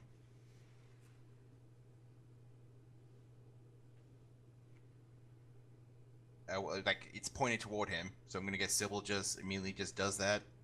Yep. Defeat.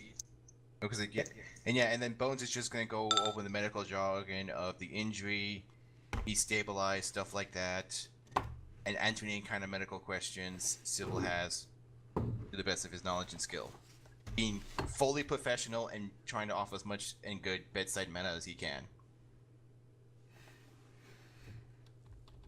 What happened?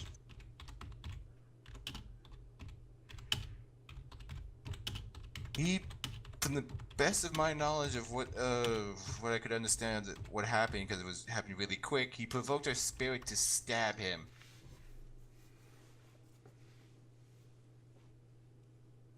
Oh, he's definitely getting yelled at later.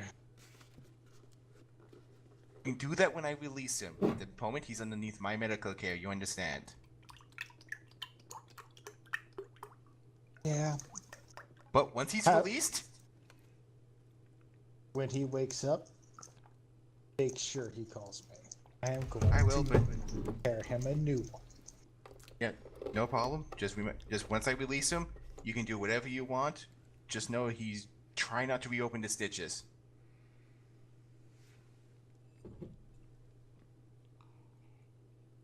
And Mike also, out of character, Desperado just brought up a very good point. What He also point is that? He also has access to the GPS on his comm line.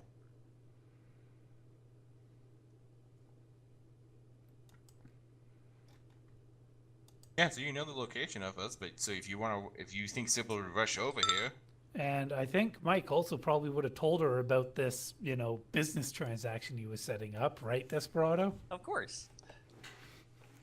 With that failed composure roll. Yeah. You guys are going to be getting a visitor. But she'll be complete NPC. for the mission. She's just going. She's there not. She's not joining the mission. Yeah, she's just going there Because because complete she's worried. NPC means I have control, and I don't think that's appropriate in this situation. But yeah, Bones. Bones is gonna say to Sybil that I'm gonna put him on the watch. I'm gonna hit the midnight oil, drown myself in. What's the name for coffee in Shadowrun? Soy calf. I'm gonna be drinking on. I'm gonna be putting the midnight oil, drowning myself in soy calf. Just provide overnight watch on him because, well, I don't have the medical staff outside of myself to maintain a vigil in case anything happens. You'll probably hear, before you finish your statement, you'll probably hear her motorcycle kicking on. I'm on my way. Okay, I'll tell the others you don't get so they're at least full warned. Gonna end the call on my end, and he's gonna tell out, "We're gonna have a visitor, everyone." It's not the ghost again, is it? No, it's apparently Dawn, Mike's fiance, girlfriend, mistress. I'm not 100% sure of the relationship right now, but we're gonna have a visitor, and she's probably gonna be raping him in the new one. Oh, well. So get your bags of So popcorn. long as if he you doesn't wanna rip him a watch. new wound, that's good. Smoke, Ace, Voin, any input on this? Is it that? I wonder if it's that girl he introduced us to at the bar. Do you know her, Durandal?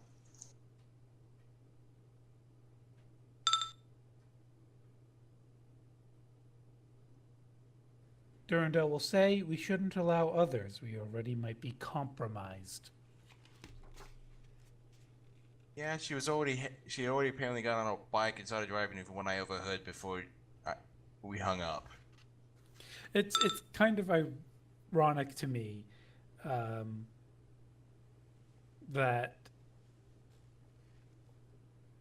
Durandal is the one who's actually saying the thing that Mike might actually bring up if Mike were actually conscious, because this is technically putting Sybil's life at risk.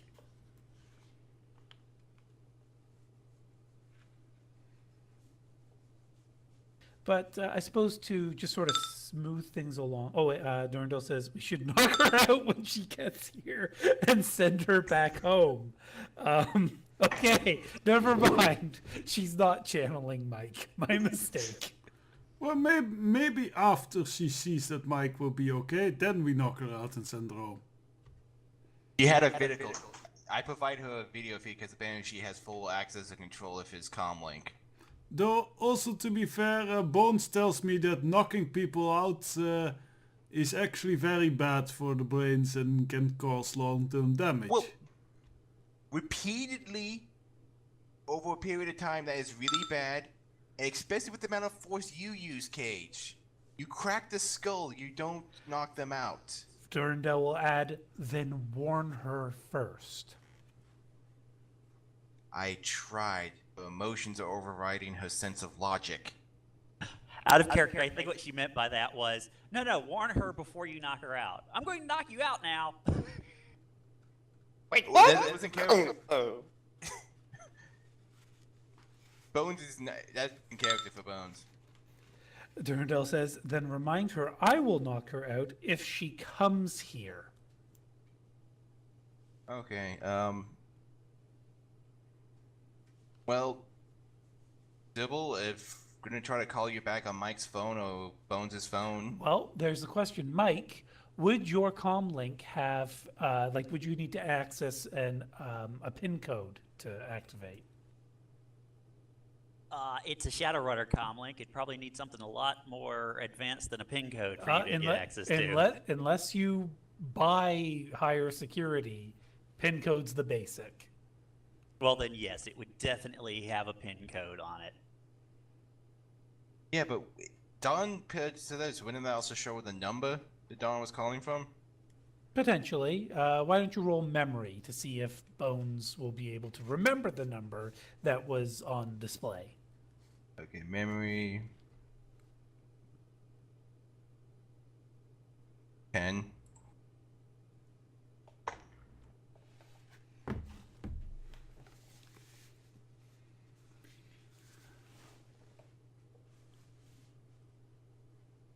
I just took a look at your comm link. I forgot that it had a certain special something in it.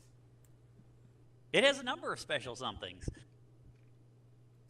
I'm referring to the one that could really make Bones' day a bad day. The one at the very end of the list on the custom comm link? Yeah, that. But Bones, you're gonna realize you're gonna dial the number you think it is, and it'll say that number's not a valid number. You'll try again. That number will get you like somebody totally different that obviously isn't Dawn. So you can't quite remember the number. Oh. It wouldn't have mattered even if you had. Yeah. So it's like, well, she's not picking up.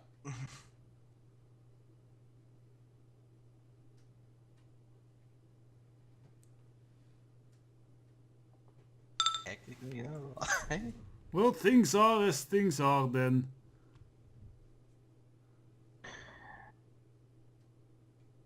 So We just roll with it. yeah, can one of you keep an eye on Mike for me while I'll go wait for her outside with Cage. Pretty sure I can try to talk some sense to her, and if she doesn't, Cage can keep her out. Out of character, it is getting pretty late at this point. Does everyone still have the energy to continue, or should we wrap this up here? Well, depends on tutoring how out a little long bit. we want to continue. Given that this is character roleplay, it could probably stretch on for quite a ways. Lead us for next session. Leave the character roleplay in the BBM, perhaps? And then continue the mission next time? That would probably be my advice, what Frosty suggested. That would probably be a smart thing to do. Fine with me. Yeah, so it'll just be so unless anyone else joins us, it's just going to be Bones and Cage waiting for Sybil outside. Well, there's But- that and the... You may as well use the group chat, though, just so other people can join in as necessary. Don't we have like a group roleplay chat that Yep. everyone's part of? Yep. Yeah, Okay. I've made several Several. rooms. That's what I thought. All right. But the other thing that will happen is that Sliver will eventually get in touch with all of you to say that he hasn't detected any communications using Cage's comm link, but he thinks that maybe it's time that he comes to this place that West End Mike set up. He does prefer to do his web searching from his own location because it grants him certain advantages, but we're a team, so maybe I should be on site with the rest of you. How do the rest of you feel? Do you want, and Mike, you'll probably bring this up when you're conscious, so Mike can also add his input. How do the 6 of you feel about Sliver joining you on West End Mike's business? I'm okay with it. And also, are there how many empty rooms here? Not a significantly huge number of rooms, probably 2 offices and 3 spaces. Yeah, well, I mean, we're not mostly spending our nights here, so, I mean, if necessary, maybe Clever could convert one of those for his use. I mean, out of character, I am not certain how the rules of a think it's Lodge he's talking about? Or something? It like- would be the digital equivalent of a lodge, yes. He cannot make one. Oh. Fair enough. And as for Mike, he would say, well, I mean, you're going to have to join us at some point when we actually decide to go in, so might as well do it now. It would be very good if you're here, especially if you know ways to blow up ghosts. Nope, that's why we have people like Bones Briar here. Yeah, but he is a negative Nancy and says that you can't really do that. But I am going to search. I will find a way to blow up ghosts. Oh, The there's sad thing always is, there that. actually is a way, but it's convoluted.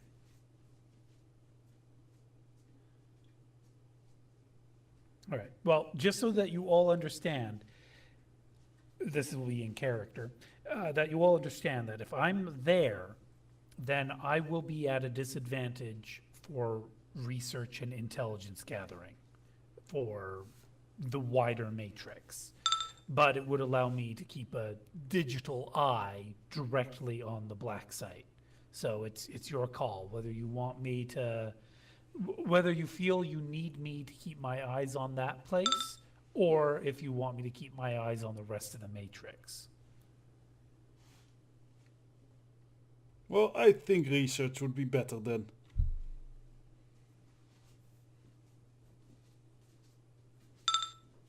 I believe that, yeah, for now, the research might be better option. I mean, the damage is done if it's already done, and yeah, there's not much use if you're here and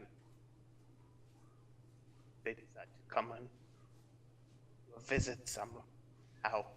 That's true. If they wipe all of you out, at least I can hire another team. Bones was about to point that out in character too. Yes, but Sliver does it as a joke.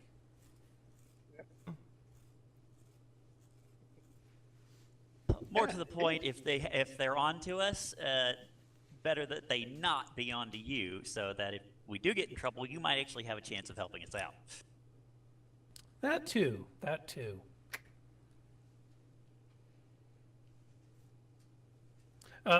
If it comes to that, though, just so you know, whatever team I hire to rescue you, you're paying for that. Fair enough. I can afford to do that. Fair.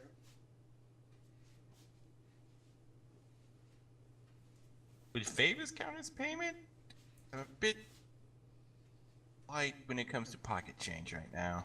Out of character, Bones has his own insurance for rescue teams.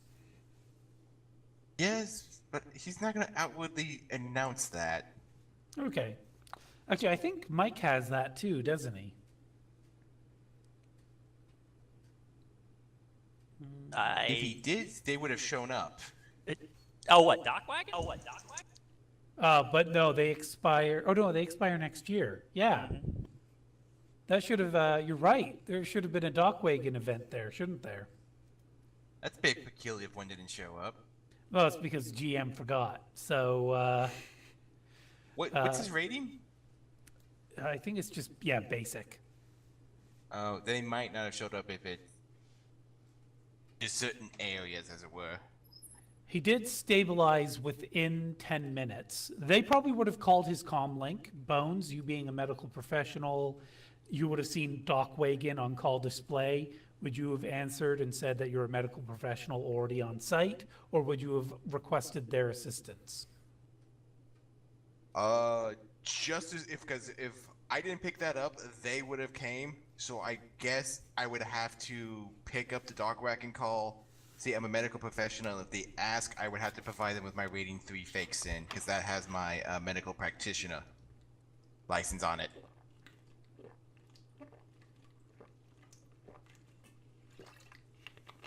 Because this is dog wagon. If I say I'm a medical professional on the scene, they're probably going to ask for confirmation.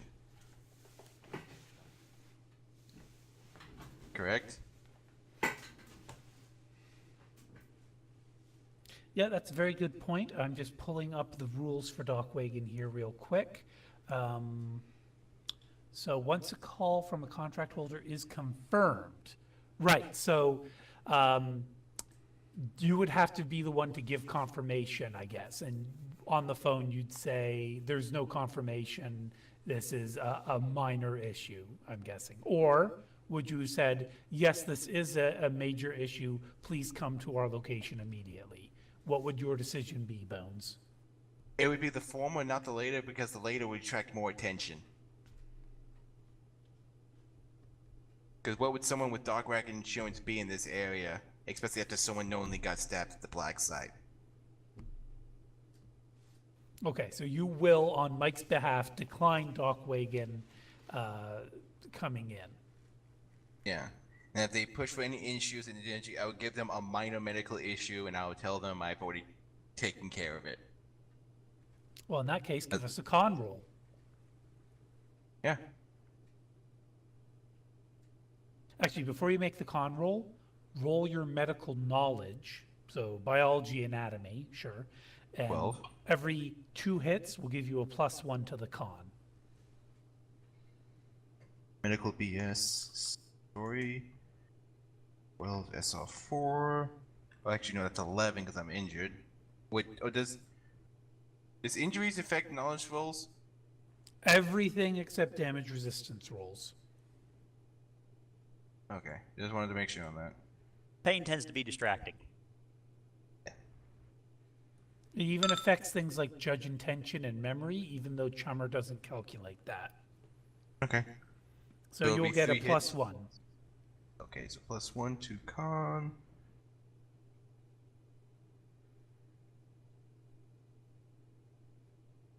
+14 +1. 6 hits? They will be giving a follow-up call to their client in the morning. Mm-hmm. Thank you, and I will make sure to inform him that you all have doing your best to make sure his safety and medical and all that stuff. Being very polite and just saying they're doing way better than what I just did. Okay, so Mike, you wake up, you'll probably have your encounter with Sybil if, you know, Voyn doesn't beat her to death out on the street. And Dockwagon will eventually call. I just want to kind of square this away right now. Mike, would you tell Dockwagon that, yes, there was no problem, or don't ever listen to that man again?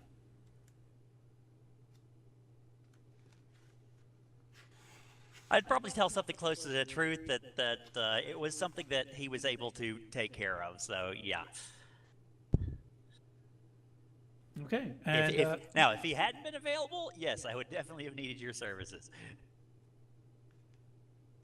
okay, so I think we've basically squared away everything other than the private role, well, not private, the personal role play, and we'll figure out just exactly how that goes down during the week. And when we get back next, oh God, yeah, on the 17th. Yeah, so for the short session on the 17th, we'll try to get the rest of the group planning done so that when we come back in the new year, we can get into the meat and potatoes and get this job done. Sound good to everybody? Yep. Meat and potatoes. Oh. I was hoping that's how this session would go, but Someone got shanked. Someone got shanked. Super shanked. All right, good night, Kara, and thanks everybody for playing tonight. User in your channel stopped recording.